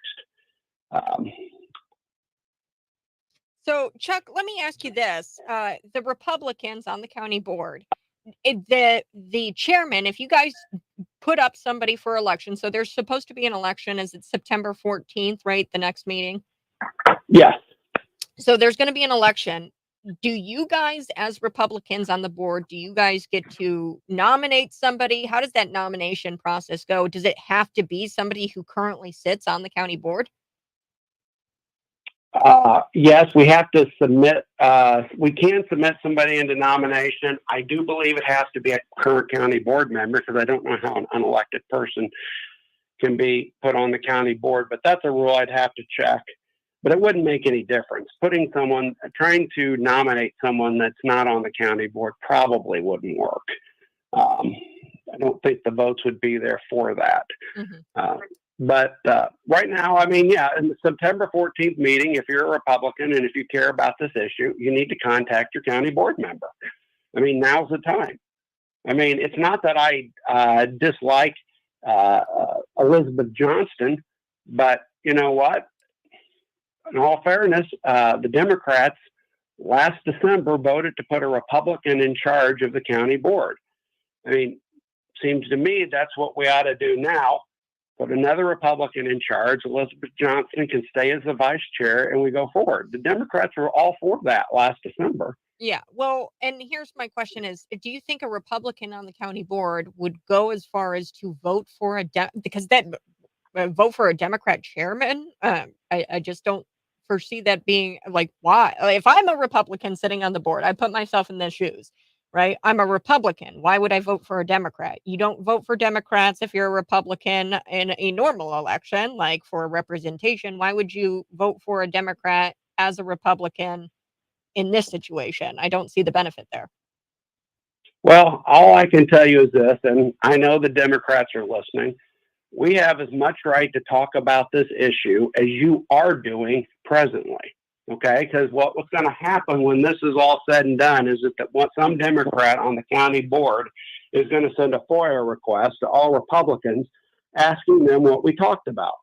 Well, we have a right to talk about it. Okay, we just have to follow the rules of the Open Meetings Act, which we as a party do follow. I don't think you guys do follow it, but that's another issue for another time. But yes, it's being discussed by Republicans as to what is our next step. And we got to be prudent about it, because we've got to, this is a game. It's a game about people's lives. And, it's a game that we have to sit there and play with them, because they play it well. Sometimes we don't play it so well. Yeah. And we've got to be as smart and as savvy as they are. That's the thing we got. That's what we got. And courageous. Yeah. And courageous. Well, Not just smart and savvy, but courageous. Can you think of an explanation that a Republican would give for voting for a Democrat chairman? Even this Republican obviously voted for a Republican chairman not that long ago when they voted John McIntyre into that position. So what would be is Elizabeth Johnson the gold prize? I don't. There really isn't a good reason, because if you kept it at the status quo and let the vice chair continue to sit in the place that the vice chair is now sitting and presiding, the vice chair can preside over meetings. Don't let anybody tell you that the county board can't conduct business with just a sitting vice chair. We can. We can still pass budgets. We can still allocate money. We can still make appointments. You can't fill the vacancies. County government can go on the way it is presently with just a vice chair presiding over meetings. Yeah. And the solution would ultimately be, which the solution should always be, let the voters decide in the next election. Why would we not do that? The voters are going to have to vote for Republicans to get back into the majority on the county board. That's what they're going to have to do. Well, obviously, and Chuck, we got to get to a break, but obviously you have served as a county board chairman in the past, but not county board chairman, county party chairman. County party chairman. Okay, so Connie Beard, Dennis Grendler, that position, right? Yeah, I was after John Parrott, and I served after John Parrott from 14 to 18. Okay, so you're running for state rep, duh. I think that's pretty new. Oh gosh, so we gotta get equal time now. All right, go ahead. You're running for state rep. Now, you can't be the chairman, correct? Because you're running for state rep. Well, I wouldn't even have the time to do it. I mean, I have an opponent, and she's working hard, and I have to work hard too. Yeah. I mean, I don't have the time to commit to being the county board chairman right now. Don't have it. Who's your pick? If you could pick today to fill that chairmanship, who would you pick? Well, I'm not going to tip off my hand. See, this is why we got to be politically savvy. Democrats listen to this. Okay. And I'm not going to tip them off to what I'm thinking. Okay. Okay. No, that's fine. If I start tipping them off to what I'm thinking, they'll start figuring their counter moves. Okay. And you know what I like to do? Wait till we go to the meeting. You'll see my move. Yeah. Wait till you get ready to sit down and play chess. I'll show you my move. Politics, I'm telling you. It's a crazy thing. You gotta be that way, Kat. Sometimes you gotta be careful about sending your strategy off to your opponents, because if you're not careful, they plan their next move around what you've just said. Mm-hmm. And I'm not gonna. I played their games for a long time, and I've been pretty good at beating them at what they try to do. But the reason I can beat them is sometimes I'm not out there screaming and yelling. I'm always out there plotting and thinking, how, if I move this way, what direction are they going to move? If I do this, where are they going to go?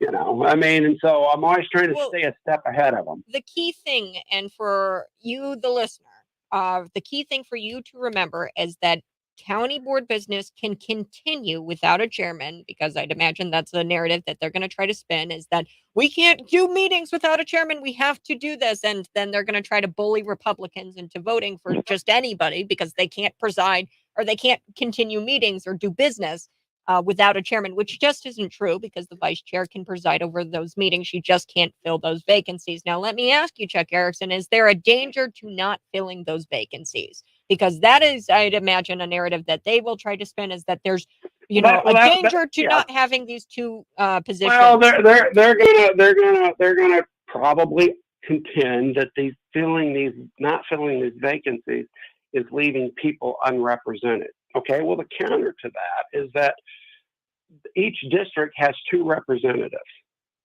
and there will still be a representative from that district. Mm-hmm.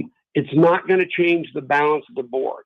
Even if we filled the vacancies would be 10-10 Republicans, 10 Republicans, 10 Democrats. Right now it's 9 Republicans and 9 Democrats. It's not going to change anything. Mm-hmm.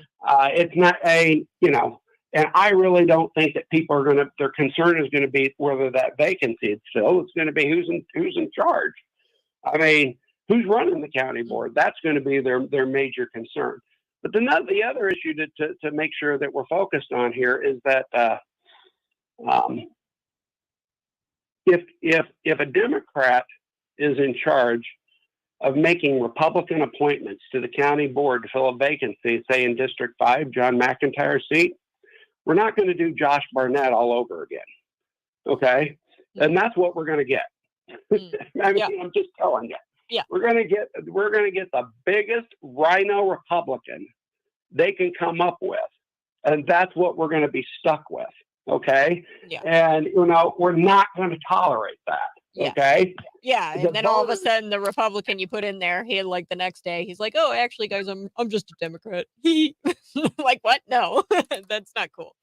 So He voted in one Republican primary in his entire life, and now he's a supporter of Biden. But you don't know that because he chose not to vote in the 2020 primary.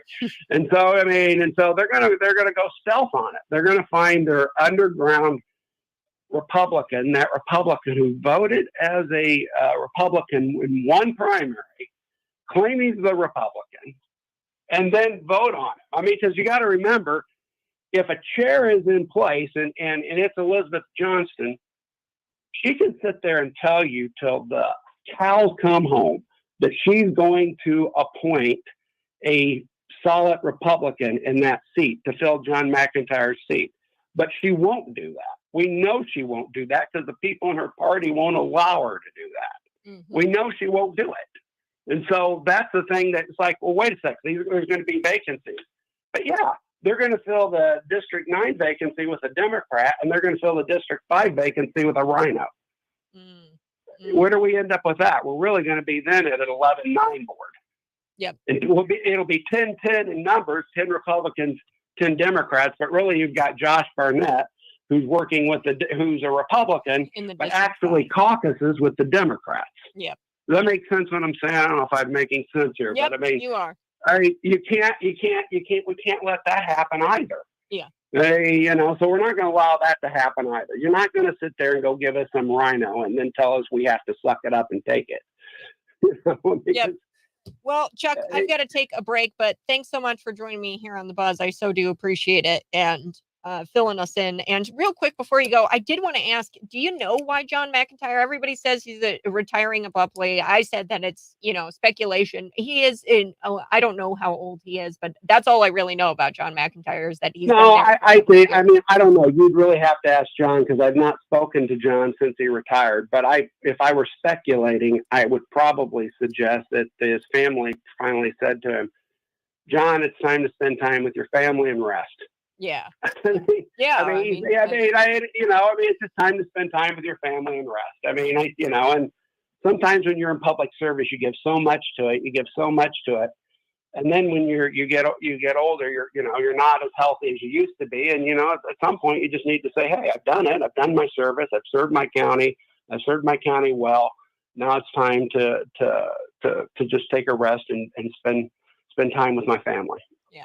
Well, thanks so much, Chuck. You have a great rest of your day. As always, right, thank I'll you. talk to you later. All right, folks, we are taking a break. We're going to be back here on the Morning Buzz. This is Cities 92.9.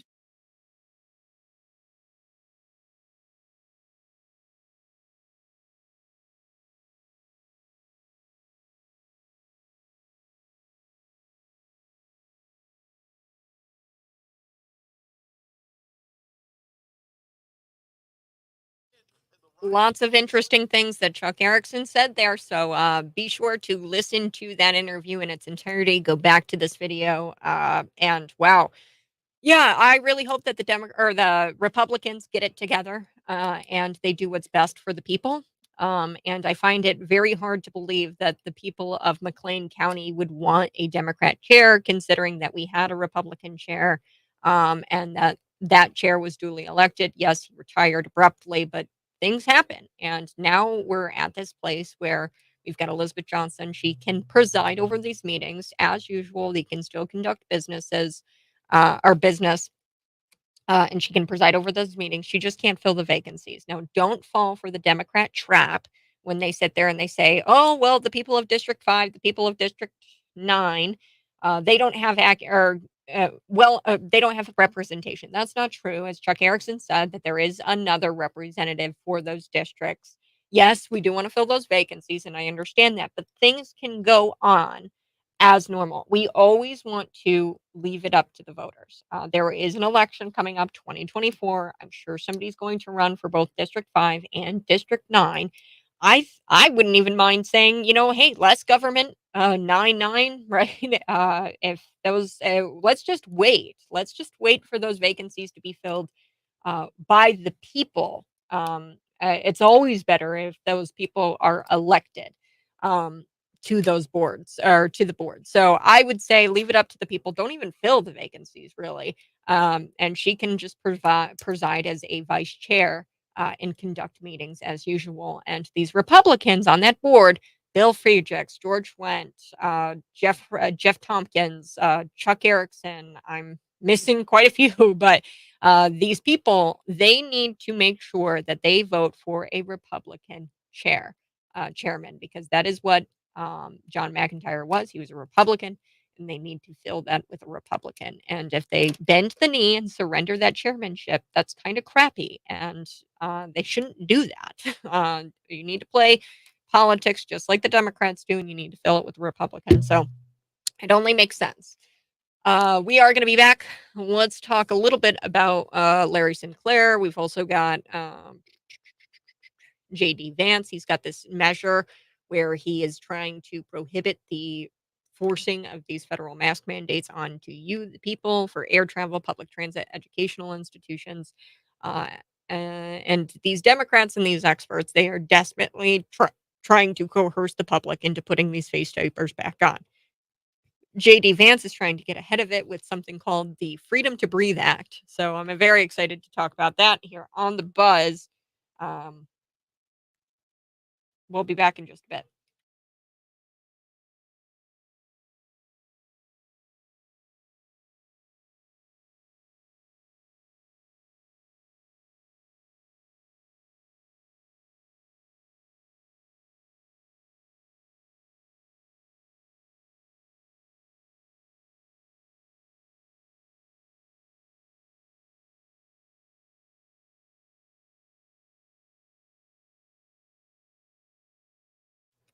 It's starting. The mask mandates, they're back. I've got somebody on the buzz line. They said, I went to the VA clinic yesterday and I was told I had to mask up. Oh boy.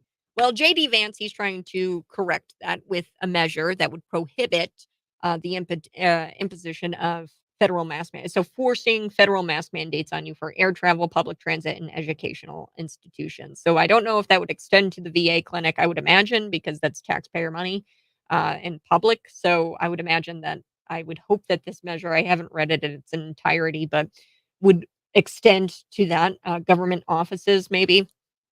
But these Democrats, these experts, they're desperately trying to coerce you to put that face diaper back on. But JD Vance, he's got the Freedom to Breathe Act, and that would apply through the end of 2024. And it prohibits any federal official, including the president, from issuing mask mandates applying to domestic air, public transit, primary, secondary, and post-secondary school. The legislation would also prohibit air carriers, transit authorities, and educational institutions from refusing service to individuals who choose not to wear a mask. So this is a good bill. I doubt it's going to get passed because let's face it, Republicans are always. I just they never get anything done.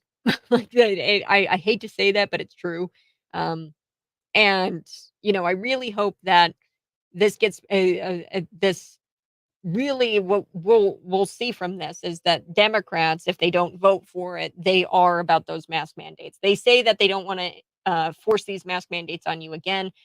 That's what they say, but that's not as they do. They actually want you to be in the mask again. I'll be back wrapping up the show next.